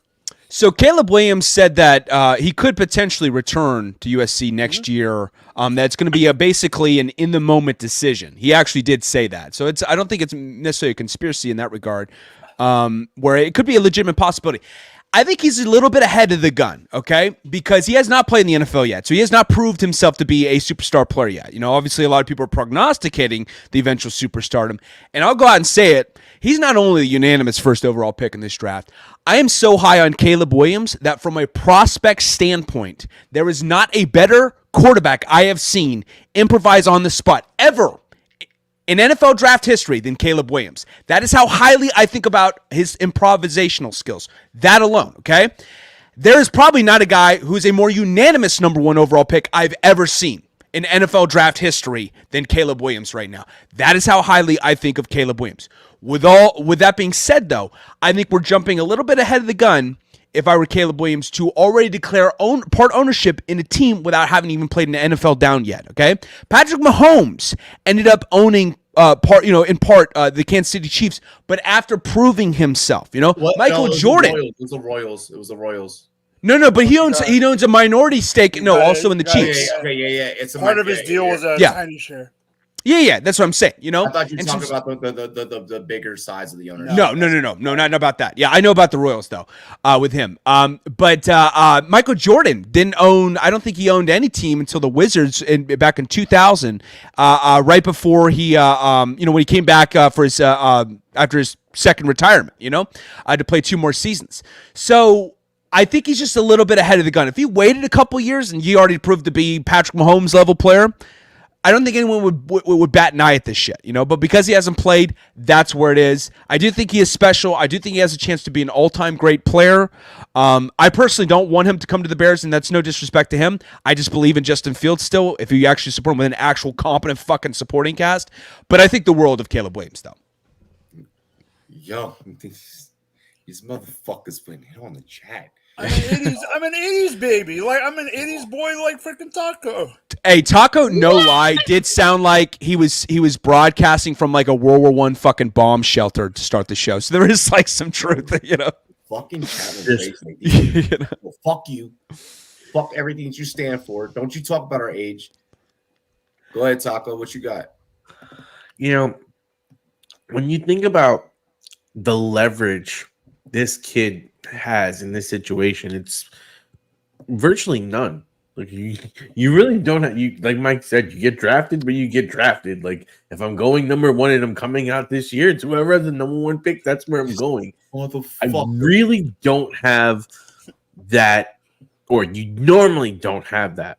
So some of this I think is posturing to position yourselves into like, hey, maybe I don't want to go up this guy. Maybe it's not. And then once he figures out that's the team he wants to go to, you communicate and you do your thing. I'm not against it at this point, because at the end of the day, all he's doing is talking. It's not an actual negotiation. He's in the court of public opinion. And the court of public opinion, as far as I'm concerned, go get your money, brother. Like you're saying, Dave. How the fuck did I get drawn into this? Cleopatra back in the day. He's one of the most hyped quarterback prospects that we've ever seen. And all you see is every other publication and ESPN and everyone else fawning over his talent. So if everyone is telling me I'm the prettiest girl they've ever seen ever, then I'm gonna ask for some fucking next level shit, because well, god damn it, you're all so fucking hard for me. So guess what? Someone might do it. Someone might do it. Like, fuck it. Well, like, you don't know if you don't ask. And you know what? It might not even be a real ask. It's more of a, I know they're going to say no, but you know what? I'm still going to say it because I'm that motherfucker. He could be that. Well, and the thing is, too, like, some of these organizations, some of these NFL teams, they're, like, publicly owned. You can own a stake if you're just some rando fucking bum-ass fan, Like, it doesn't really matter. So, I mean, I don't really think it's too much to be made out of. But, like, if he's asking for a significant stake, it may be just a little ahead of the gun. I don't think poorly of him because he's saying this, though, Robbie's like, God damn, you're testing me now. I think it just makes sense, because are y'all motherfuckers done? Oh, I'm done. Yeah, I'm done. You done? All right, bro. Hell no, bro. This is fucking entitled, sensitive ass son of a bitch. All right, y'all listen to me now. Y'all listen to some of that now. Look, bro. No rookie. There have been, personally speaking, there have been players that have done way more for the game and that were better than you at the hype of their collegiate careers that probably could have at least bragged and boasted and went for a deal, and they didn't. This is super fucking disrespectful to those that have came before you, those that have done it. If them motherfuckers couldn't get no immediate rights to a team, why should you? Now, on top of that, we don't even know if you're going to be a bust or not. We don't even know if you're going to be a bust or not. That's first off. That's true. Second off, you, as a businessman, don't even know if you are going to like this city, have any emotional attachments to this. If you are going to own and you are going to, once you're owning, guess what you're also doing? You're spending fucking money. What, you think you just get to fucking own a team for free without, guess what? I'm sorry to tell y'all this. In order to make money, it costs money to make money. When you try and go and you try and go after these big deals, and you gotta bring something to the table. Bro, if you're gonna be in ownership, should you, let's say you sign this deal. Let's say you blow your shit fucking first deal. No, I'm hoping that doesn't happen. But let's say that happens. Okay, cool. You can now have the ownership that you can lean back on. Those are great dollars. That's where it's smart for you. Now you have to be a part of that ownership group that attracts players. You now have to do the work of the GM, the marketing, you need to be the coolest motherfucker on the planet, right? Like in order to do this. This isn't just, oh, I bought something and you need to know how to actually run a business, or at least put the right people in position to run a fucking business. I don't care if they give you 0.000000001. You need to be able to know how to handle the business side of things. Well, there is different levels of ownership, though, you know? There are, yes. But when you come to the table, especially as a youngster, and you're making demands like this, we don't know what percentage he's asking. Yeah, that's true. As prolific as you are, though, and putting that spotlight behind you as starting quarterback for the Arizona Cardinals, but also partial owner, there's the way the media is going to put. That's the way that we are going to say the story. We're not going to say 0.00001% owner. When shit starts to go wrong, you're simultaneously fucking up your own value before you have fully gained how much value you can actually have. Now, if you go out there, you fuck your shit up, you don't have any emotional ties to the city, you now became a partial owner, and shit goes awry for you, those fan bases turn on you immediately really quick. Coming from someone that's a Washington Commanders fan, how we turned on our owner, we literally stopped buying tickets. Attendance tanked, not because the team sucked. Browns fans seem to have no fucking problems packing out a team. That's true. When they're not because the team sucked, because of ownership. Now we sell every fucking game. You are stepping into a bigger business deal. If this were to happen, you are stepping into a bigger business deal, and there are more risk at this deal and at this level. These billionaire boys. When you claim the word owner, these are billionaire boys. These boys they will fucking chew you up and spit you out. This is dumb, and I don't mean to make it about this or that.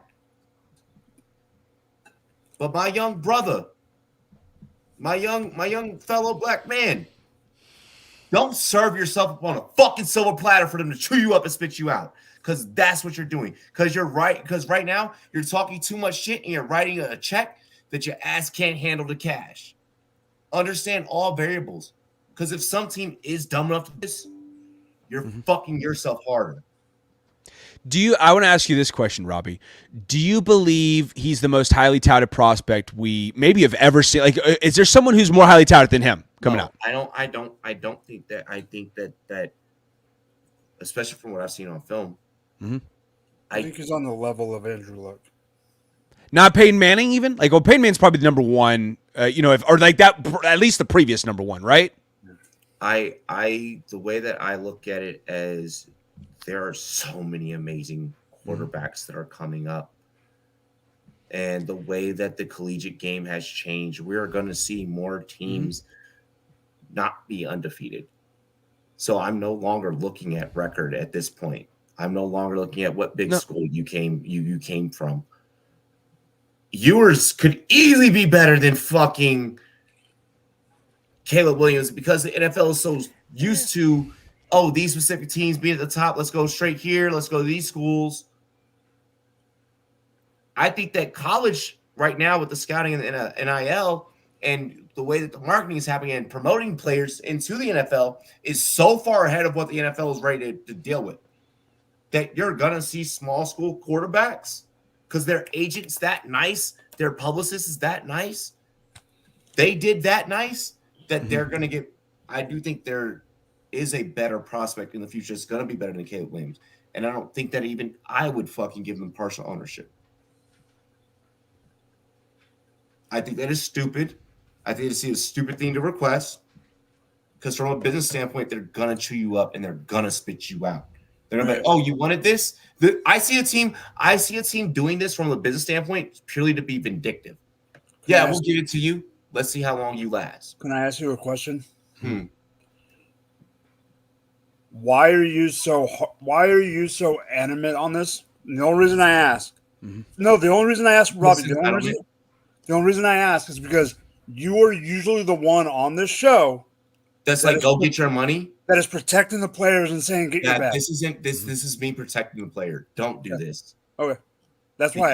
Because, like I said, you are serving yourself up on a single platter.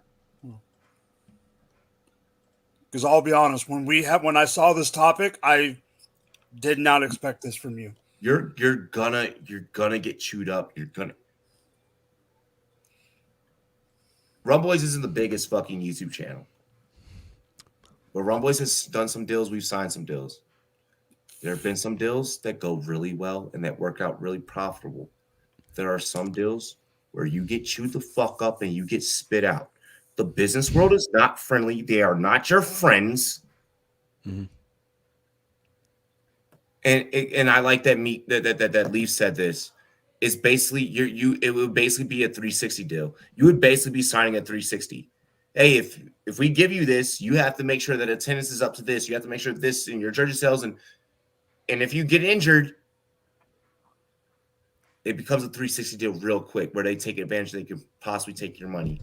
Don't talk big shit in business that you can't handle. And that's where the NFL becomes a business. Your talent is one thing. Your talent is what makes you money. I'm sorry, but daddy can't save you once them billionaires come to the table. Your agent can't save you. Your agent might be good. Your agent ain't good enough to condition a ownership deal or an ownership clause. And if he does land this to you, I would love to see the fine print, Caleb Williams, because I promise you're gonna get fucked.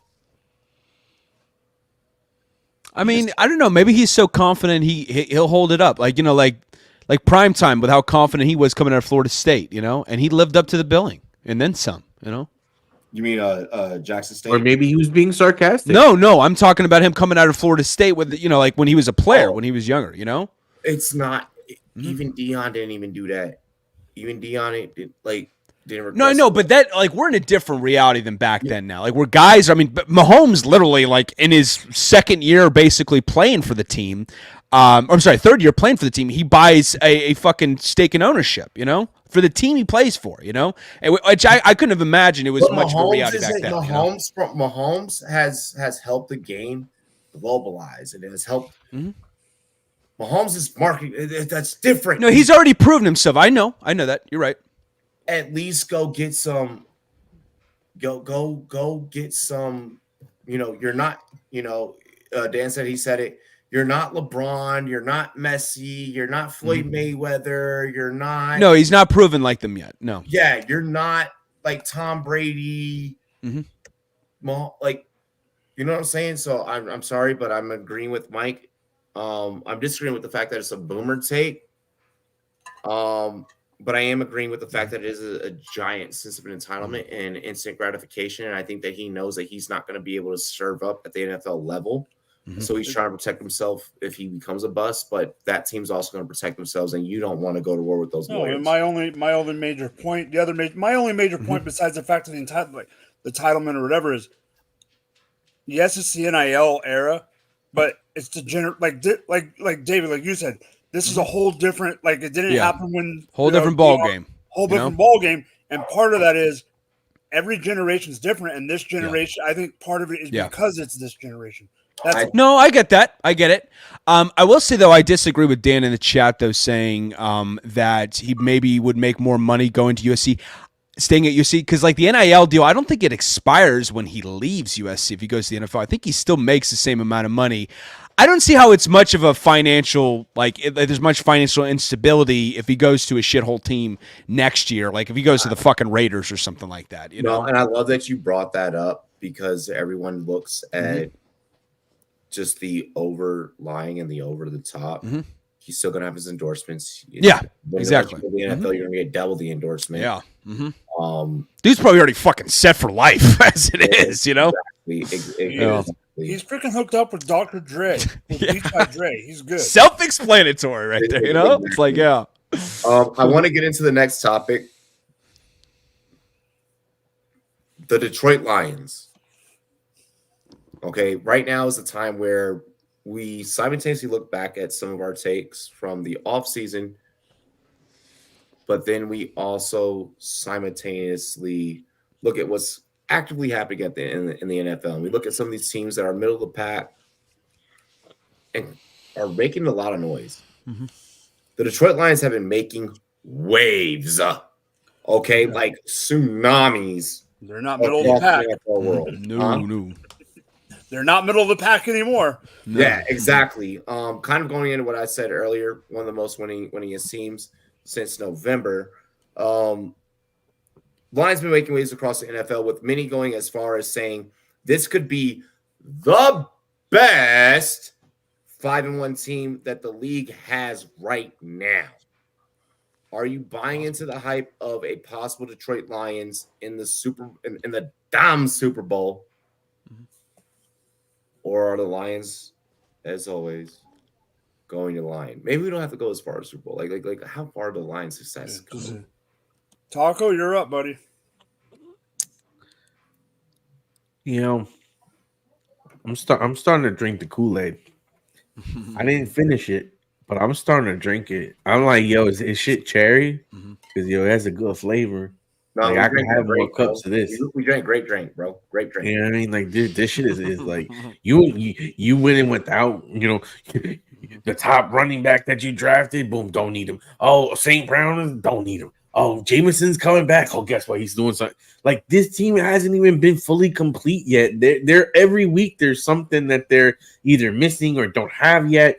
And I think once they're fully complete, this offense is going to be very interesting and very dangerous. And Jared Goff looks like an MVP he's kind candidate. of taking that Kirk Cousins role. He's like, I am now the new Kirk Cousins. Like, you know what I mean? He's just that vanilla quarterback that gets it done. Don't What's up, disrespect numbers? Jared Goff. What? Hey, Yeah, Kirk, Don't disrespect Jared Jared Goff won a Goff. Super Bowl. Kirk That's- Cousins has one playoff win?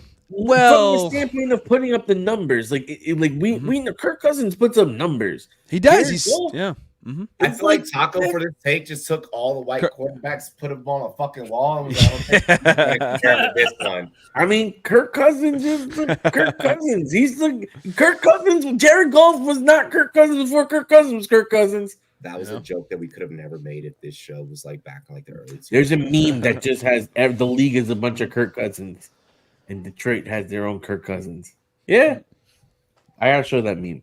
But yeah, I think he's working his way up there to establish himself as, you know, a guy that can get it done regardless of who's in the lineup, and he's not really turning the ball over. I'm liking what I'm seeing at a golf so far this season, and I think that Dan Campbell is a coach that makes you want to believe in the Lions. Like, he just seems like he's like that guy that just, like, back when I was like watching Rex Ryan and the Jets, it's like you just want to follow that team, you want to root for him. He's just like a leader, and those are the kind of teams that you want to root for. And with you know, the Eagles and the 49ers in the NFC, I think it's going to be tough for them, but I think they can beat either one of those teams. So I think it's really possible to go to Super Bowl. And do you just enjoy pain? Why? He's I a mean, Lions fan. I'm saying they have a shot. I'm not saying. He's like, I come on this show every week. Yeah, right. That's true. true. That whole Jets take, like the way that you just tried to like tie those things together. Like, what the fuck? No, well, I'm just saying from the standpoint of Rex Ryan. Like, at least for me, when I worked in like New York, you like pain. what does that have to Haven't do you with had the enough fact of that he's Lions like fan? a Rex Haven't you had Ryan enough type Lions coach? Hey, some guys are into the pain. That's their kink. So don't kink shame if that's the case. Pause. Like, Rex I think Ryan we're is basic good for us, here. Man, Bart Scott can't wait. Like, that was all Don't Rex start Ryan. about Bart Scott. I'm man. not here to kiss the rings. Like Rex Ryan was the fucking man when he was with the Jets. Scott doesn't like me, and it's the long fuck. I'm not getting that. Robbie just wants to know how many welts you have on your ass right now. You know, considering you love pig paint so much. Okay, Taco. That's all he wants. He just wants to say it. Okay. Jets. Yeah. Yankees, give me some more. Oh, come on, Ray. Not even since the guy with no Super Bowls. At least we got rings and shit. Like, what are you talking about? We have rings. What are you talking about? On this channel has rings. What are you talking about? Everyone on this channel has rings. We got a ring. 1985, baby. As of stop. late. Oh, stop. You're in the fucking cesspool right with us, buddy. We're Siamese twinning this bitch, okay? We're Siamese twinning this bitch.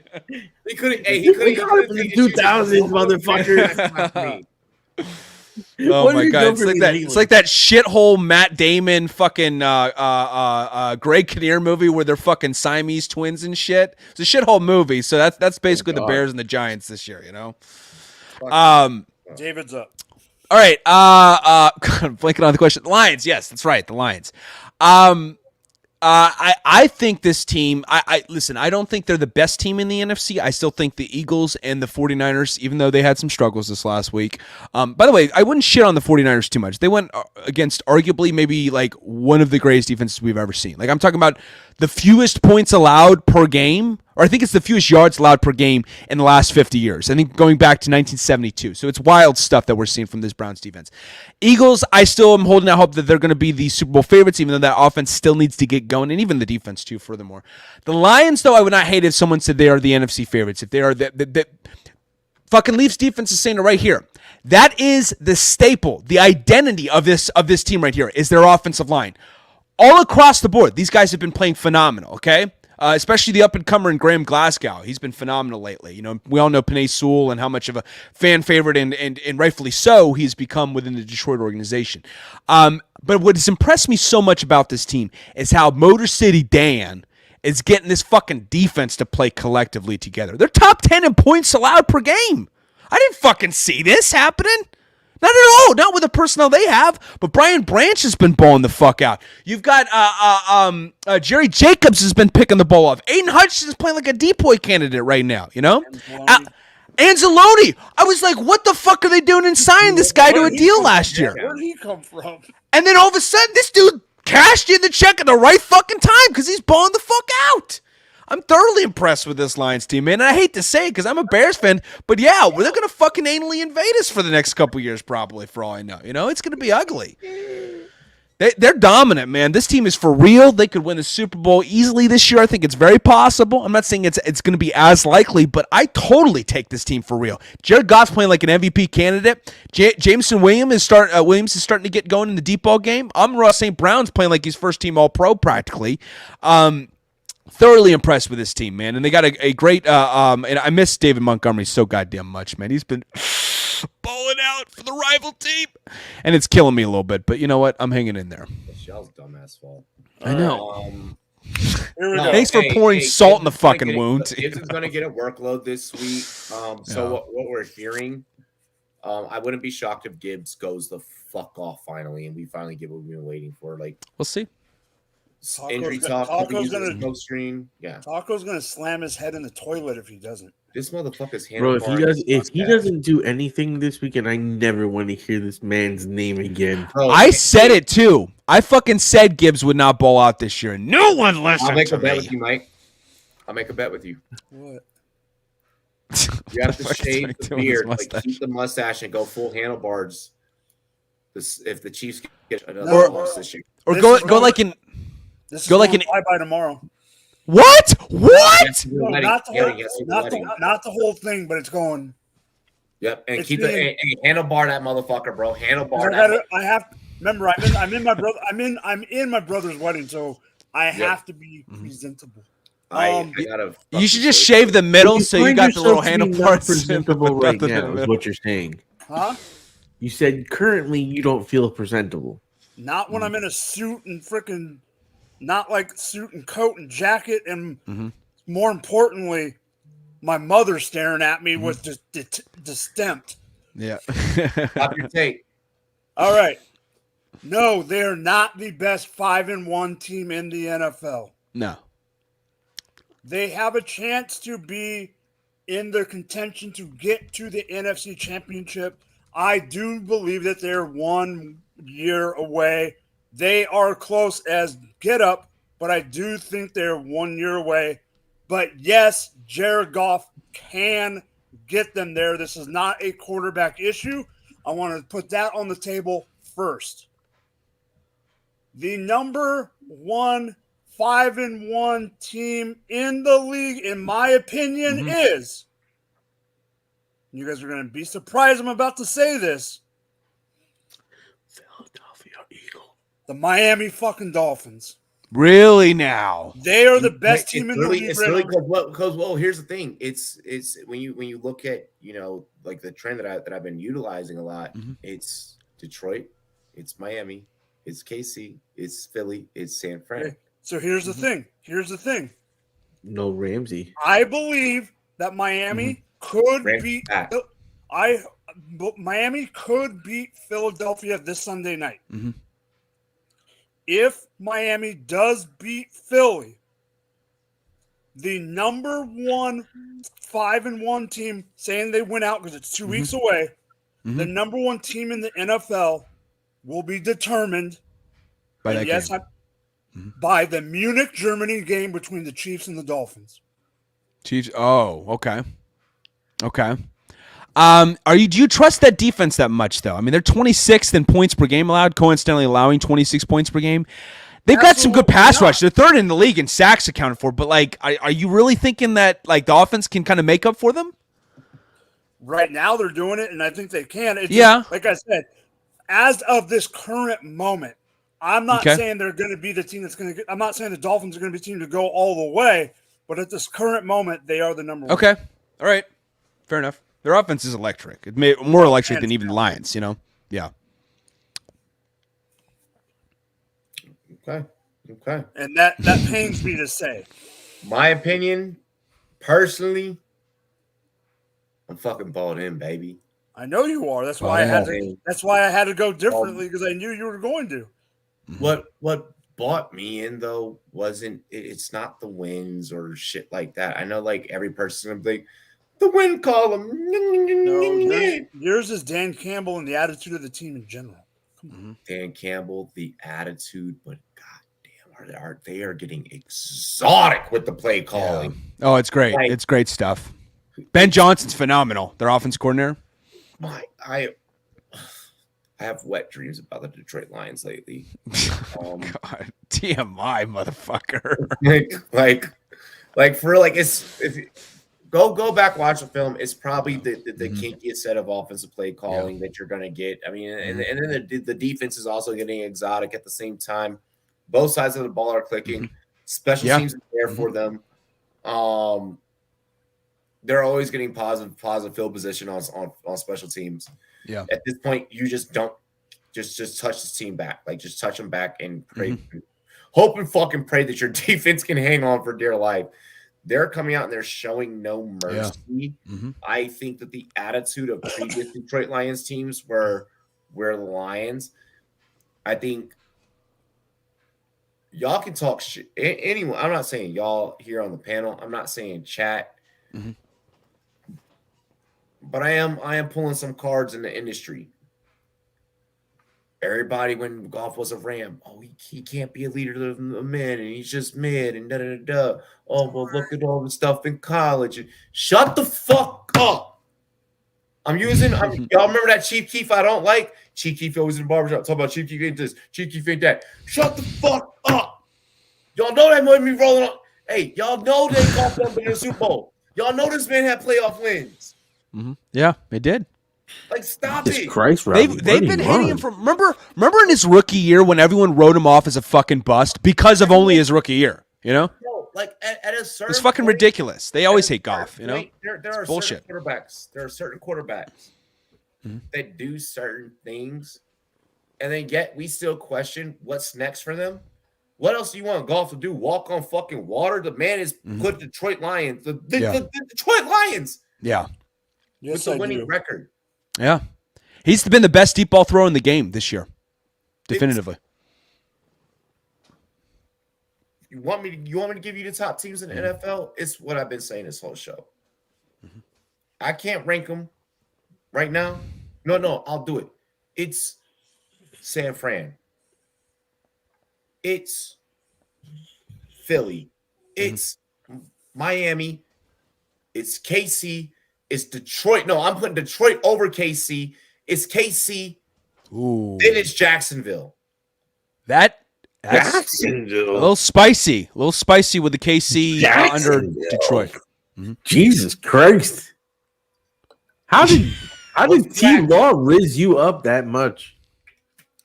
Bro, I'm so for real. Football's bigger than Even Robbie's like, where the fuck did Jacksonville come from? What do you mean? Where did Jacksonville come from? They've been playing consistent football, dog. Their stats. Like, what are you talking? I forgot. You don't watch film. I forgot. I'm sorry. I forgot what I was talking to you for a second.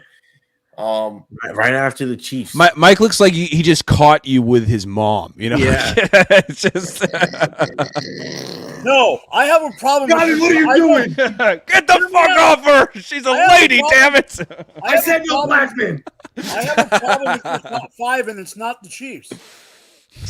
I have a problem with your top, and it's not the Chiefs. Okay. The Philadelphia Eagles lost to the goddamn Jets. Oh. Out of those 5, they are worse than. I would put the Lions over them right now. Okay, but that's not And the Chiefs.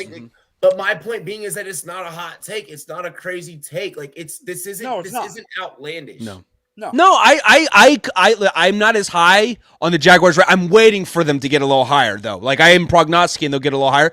But I don't shit on your take that you like the Jags as much as you do, Robbie. Like there's justification.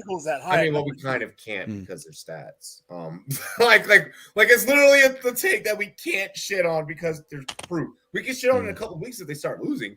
As of right now, it's fact. It's literally like. I can't move the numbers. Can you move the numbers? George, 70 yards and a touchdown. 70 to 75 and a touchdown is what I would guarantee. Flex GT over Adams. Did you DM me this question? Let me just check one thing really quick before I fucking full on answer this. I want to say yes. Adams said this on Wednesday night. Did I? Colts are playing. Who are they playing?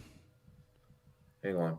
The Browns. That's right. Yeah. Yep, the Browns. Yeah, you're playing. I don't know. I mean, Adams this week could be interesting. The Bears secondary's taking a beating with injuries.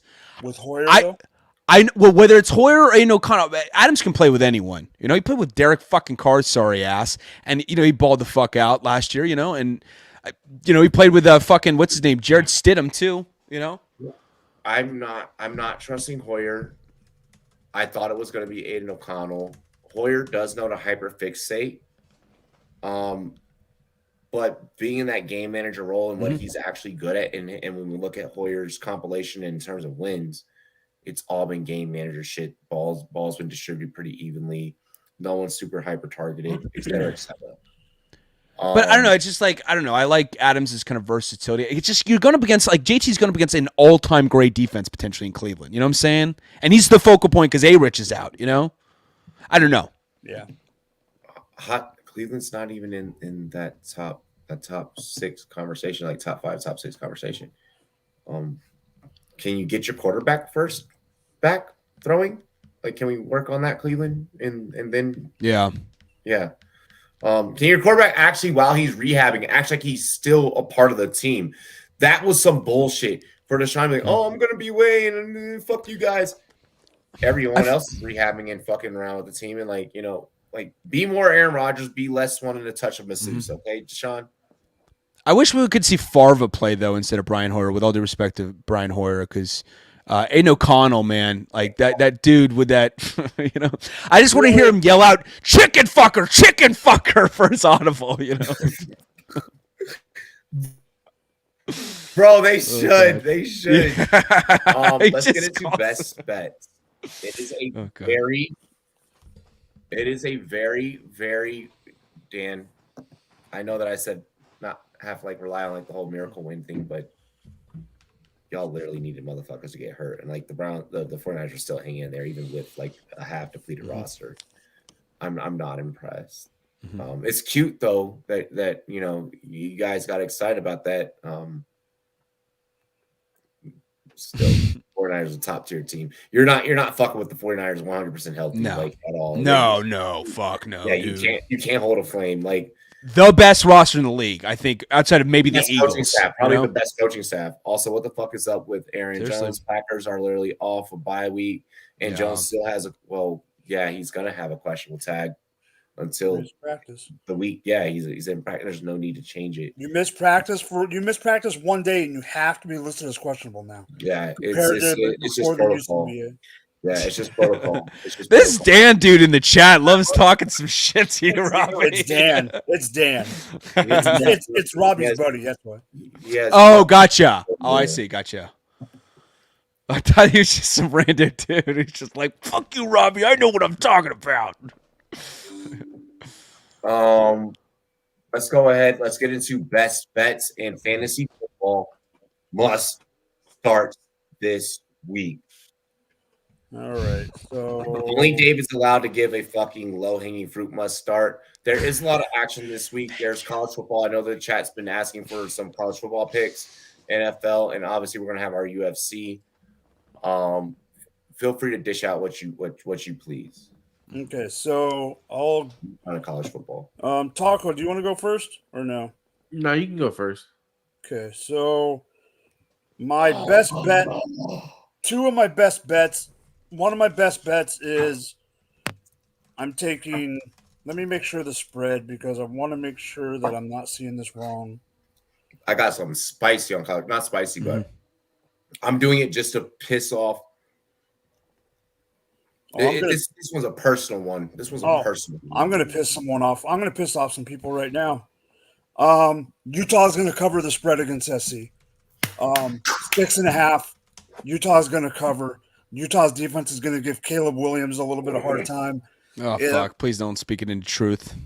Hey, I didn't think he was going to look that ugly against Notre Dame, and he did. I know. I was fucking pissed, man. Remember, I'm a UCLA fan, so I'll talk shit all day. You bastard. Caleb Williams. Watch the way he audibles. Watch the way he tries to call. He tries to call audibles. Homie reads too slow. He reads defenses too slow. I don't know. That improv he has, man. He's so improvisational. Watch him. Watch Finks. Watch him. Watch Finks. Two different situations. That's one of my college bets. My pro best bet is my underdog pick of the week. And sorry for someone that is in this chat right now talking a lot of shit, because coming off a big win, the Colts are going to beat the Cleveland Browns. Straight now up. That's spicy. And that is not on the spread. That is money line, baby. Give me the Colts. Hit your odds. Because guess what? Every team that has beaten an undefeated team this season has lost the next game. After 2-0. The Browns are going to lose this game. For my must start of the week, and Robbie, you know I don't go low-hanging fruit. I am going with, I'm trying to see where he's ranked. Oh, my must start is going to be the ugliest fucking must start. Oh, mine's going to be ugly too, but give me Tutu Atwell. Okay. He's going to finish as a WR3. And he's ranked 46th. Okay. WR46, who will finish in the top 36. I fuck with that. I'm not. You ain't hearing nothing out of me, bro. You good? David, you don't have to give a fantasy take because you are not a fantasy analyst. Oh, I can. I'll give a prediction. I'll give a statistical prediction. I got one bonus. I got one bonus real quick. In Superflex leagues or low end QB1 in regular 12-man leagues, I think Ritter is going to be a top 15 QB this week. Ooh, that is spicy. And he's ranked 20th. Though I don't know fantasy, fully acknowledge that 100%. I am a statistical whore, so I know a lot about stats. So I will say, if you want me to project a stat line, because I work in statistics literally, for sports. So I will say Michael Mayer gets 5 catches for 75 yards and a touchdown, bare minimum, up against my Bears. I don't give a shit who the quarterback is. If it's fucking Farva, if it's Hoyer, who gives a shit which the quarterback is, you know? That's bold. Michael Mayer will be a security blanket. He is building towards something. Michael Mayer should have been a first-round draft pick. Michael Mayer is someone we would have been... I mean, the Raiders clearly were fucking underrating going to this year. Starting Austin fucking Hooper over him? What the fuck you smoking? Robbie, can I ask you a question real quick? When did Jeff the Scout come back on the show? Do I sound like him now? Like, this motherfucker, ain't you supposed to be saving a goddamn life? Oh, my Jeff God, the Scout is the biggest Michael Mayer. I love me some Michael Mayer, dude. That's my dude, you know? I think he's going to ball out, and then I'm going to go DK Metcalf for 120 yards and a touchdown. And we'll go 8 catches. Why not? 8 catches. No, I'll go 6 or 7. 6 or 7 catches for 120 yards and a touchdown, bare minimum. Because who the fuck is going to cover him for the Cardinals? Marco Wilson? Is that who we're banking on? Dude's allowed like a cajillion, babillion fulfilling fucking yards this year. Like I don't think he's going to stop anytime soon up against fucking Megatron if he was a person. Okay. George, this is a top notch card. I'm going to try and get everyone to kind of rapid fire. Don't forget it's during the day. Don't forget it's during the day. Card. Yep, it is a day card. I will see. Thank God you said that. It's 2 o'clock your time. Yeah, okay. I will see if I can. I don't know if I'm going to do the main event for you guys. I do have to get ready for a Kevin Gates concert tomorrow night, which I still have to film the TikTok who I'm going to announce the winner for. Fuck my life, my work never ends.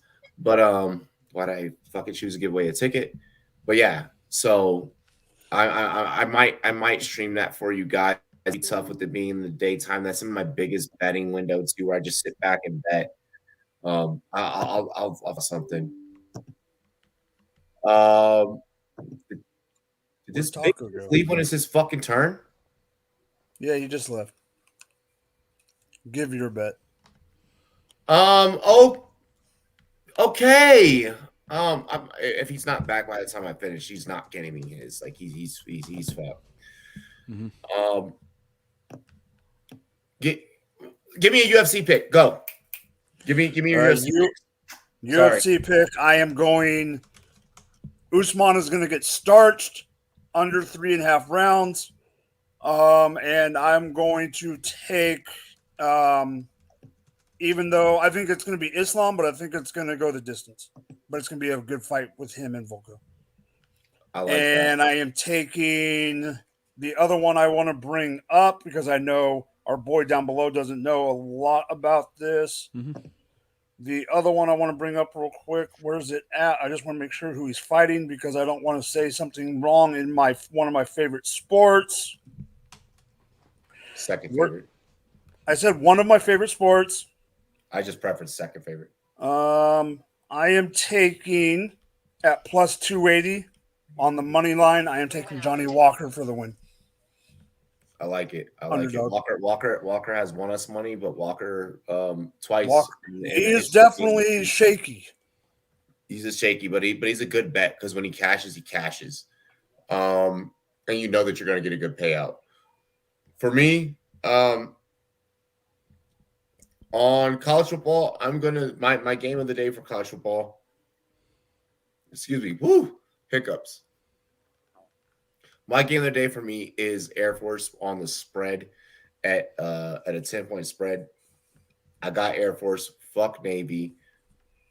Look, Pops, if you somewhere watching, you were Navy, I was Air Force. Who the fuck did you think I was taking here? Midshipmen or Falcons? We taking the Falcons, bro. Do they still play that? Do they still play the YT? No. The sprint, the option. No, it's still kind of used basically, but it's so easily readable. Air Force running the undefeated. We were supposed to be at the Air Force versus Wyoming game last week. This game at Navy, I don't give a fuck. 33.5 is the over-under. Don't be surprised if Air Force just takes over and hits that over by them damn souls. My best bet in the NFL for me personally, y'all know that we rocking with them Lions, baby, at a plus 130. If you're gonna give me a dominant team on a dog, what's Robbie's rule of thumb? You take that mug. You take that mug and you run it all the fucking way. Can't stop, won't stop. We're taking the Lions plus 130. You're not going to get juice better than that. I'm going to be honest. Should the Lions pull that off, you're super solid. I mean, okay, you can't get better just because Mike's Colts were a plus 150 folk. But I'm loving the slate this week. The slate this week is actually bananas. I'll cover all of my NFL bets Sunday morning on Rumboyz NFL Rum Zone, where we cross-stream here and also on Big Guys Fantasy Sports. And then for my UFC takes, woo! Here we go. Here we go, boys. Let's go ahead and let's get these in. Let me switch over my DraftKings to UFC really quick. My apologies. For UFC, yes, I am going to ride the Walker fight along with Mike. I think that's a perfect tell. And it pays, it wins. Walker a plus 280. That's an easy way to start off your payday. I would probably bet Walker as a single from a game theory standpoint. Take the money from the single. Maybe I play 20-25 on that, right? Just because it's a single. So we don't want to play small numbers on that. So let's play 20-25 on that. And then take that 20-25 that we get from Walker or either from Air Force. If you don't want to bet Walker, you don't feel confident in Walker, then you take the Air Force pick on the spread. We take that money that we win on that single, and then we throw that down on Chimaev. Okay. You're gonna have to take the money line. It's fucked. It's super fucked. And you're gonna have to parlay it with. I feel like you have to parlay it with the going distance over 4.5. That's why I'm not doing what you're saying, and that's why I'm taking Chimaev under 3.5 rounds. If you think Chimaev, I'm saying Chimaev is gonna beat Usman. I have him at 2.5. I have him at 2.5. So you went alternate. It was 3.5 when I looked in the first half of the show. Oh, I see what you're saying. Yep. Chimaev to cover the 3 rounds. I see what you're saying. Yeah, you're taking the cover. You're taking the cover. I actually do like that because it boosts you to a plus 165. That's why because I'm so believing that because you're not getting the juice on the favorite side, and if you do believe that Usman, I think Usman's a little over his head. That's why I'm saying that. I don't think that I'm hoping. Well, I don't want to say that I think. I'm hoping that Usman doesn't get chin checked in this round. I feel like that in this fight, I feel like if Usman gets chin checked, it's night, and all of our parlay is fucked. Should Usman get chin checked, I don't mind you taking the under 2.5 rounds either. You can boost that to a plus 178. But again, like in order for either of these bets to land, we're doing 20. Let me run this equation at 30. We're doing 20-30 because we want to try and get as close on those triple digits as we can. $30 at a plus 178 to go over 4.5 rounds for the Makhachev Alexander, and then the Usman Chimaev at a plus 178. You bet 30 without a boost, it's going to hit you at $83.40. I'm sure we'll wake up tomorrow. There's going to be some pretty significant boost. We take the boost, and maybe we're getting as close to $100 as possible. We just want to try and clear more We always want to try and clear more than what we would make in a day at our regular jobs. If you clear more than what you make in a regular day, that's a good day. If you're making under than what you make in your hourly wage for the rest of the day, you just don't bet. You just wait till the next day. Kind of like a little strategy, a little rule of thumb kind of thing. Other than that, fellas, anything else? Nothing else. Yeah. Thanks for a good show. Oh my gosh. Come shot parlay. Wild. This man is wild. This man is wild, brev. Bloody wild, mate. Ladies and gentlemen, it's your boy Rumboyz Robbie. This has been the Rumboyz Fantasy Network. I'm so excited to go eat tamales. Tamales. Mike, I'm actually going to probably ask you to send me a fucking, hang on. Send me a fucking, one of them LA green chili joints, because like the salsa verde that I picked up is not hitting. It's not, it's hitting. It ain't Cali hitting. You know what I mean? I know what you mean. Like, you know, like you hit that like little, you hit like a little taco shop off Crenshaw. Like, Talking about for spice. If I lived down there, I would do it.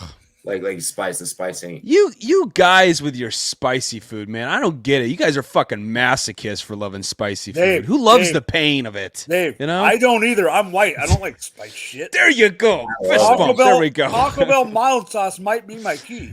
There we go, baby. That mild salsa verde. Robbie, to me. You have seen me.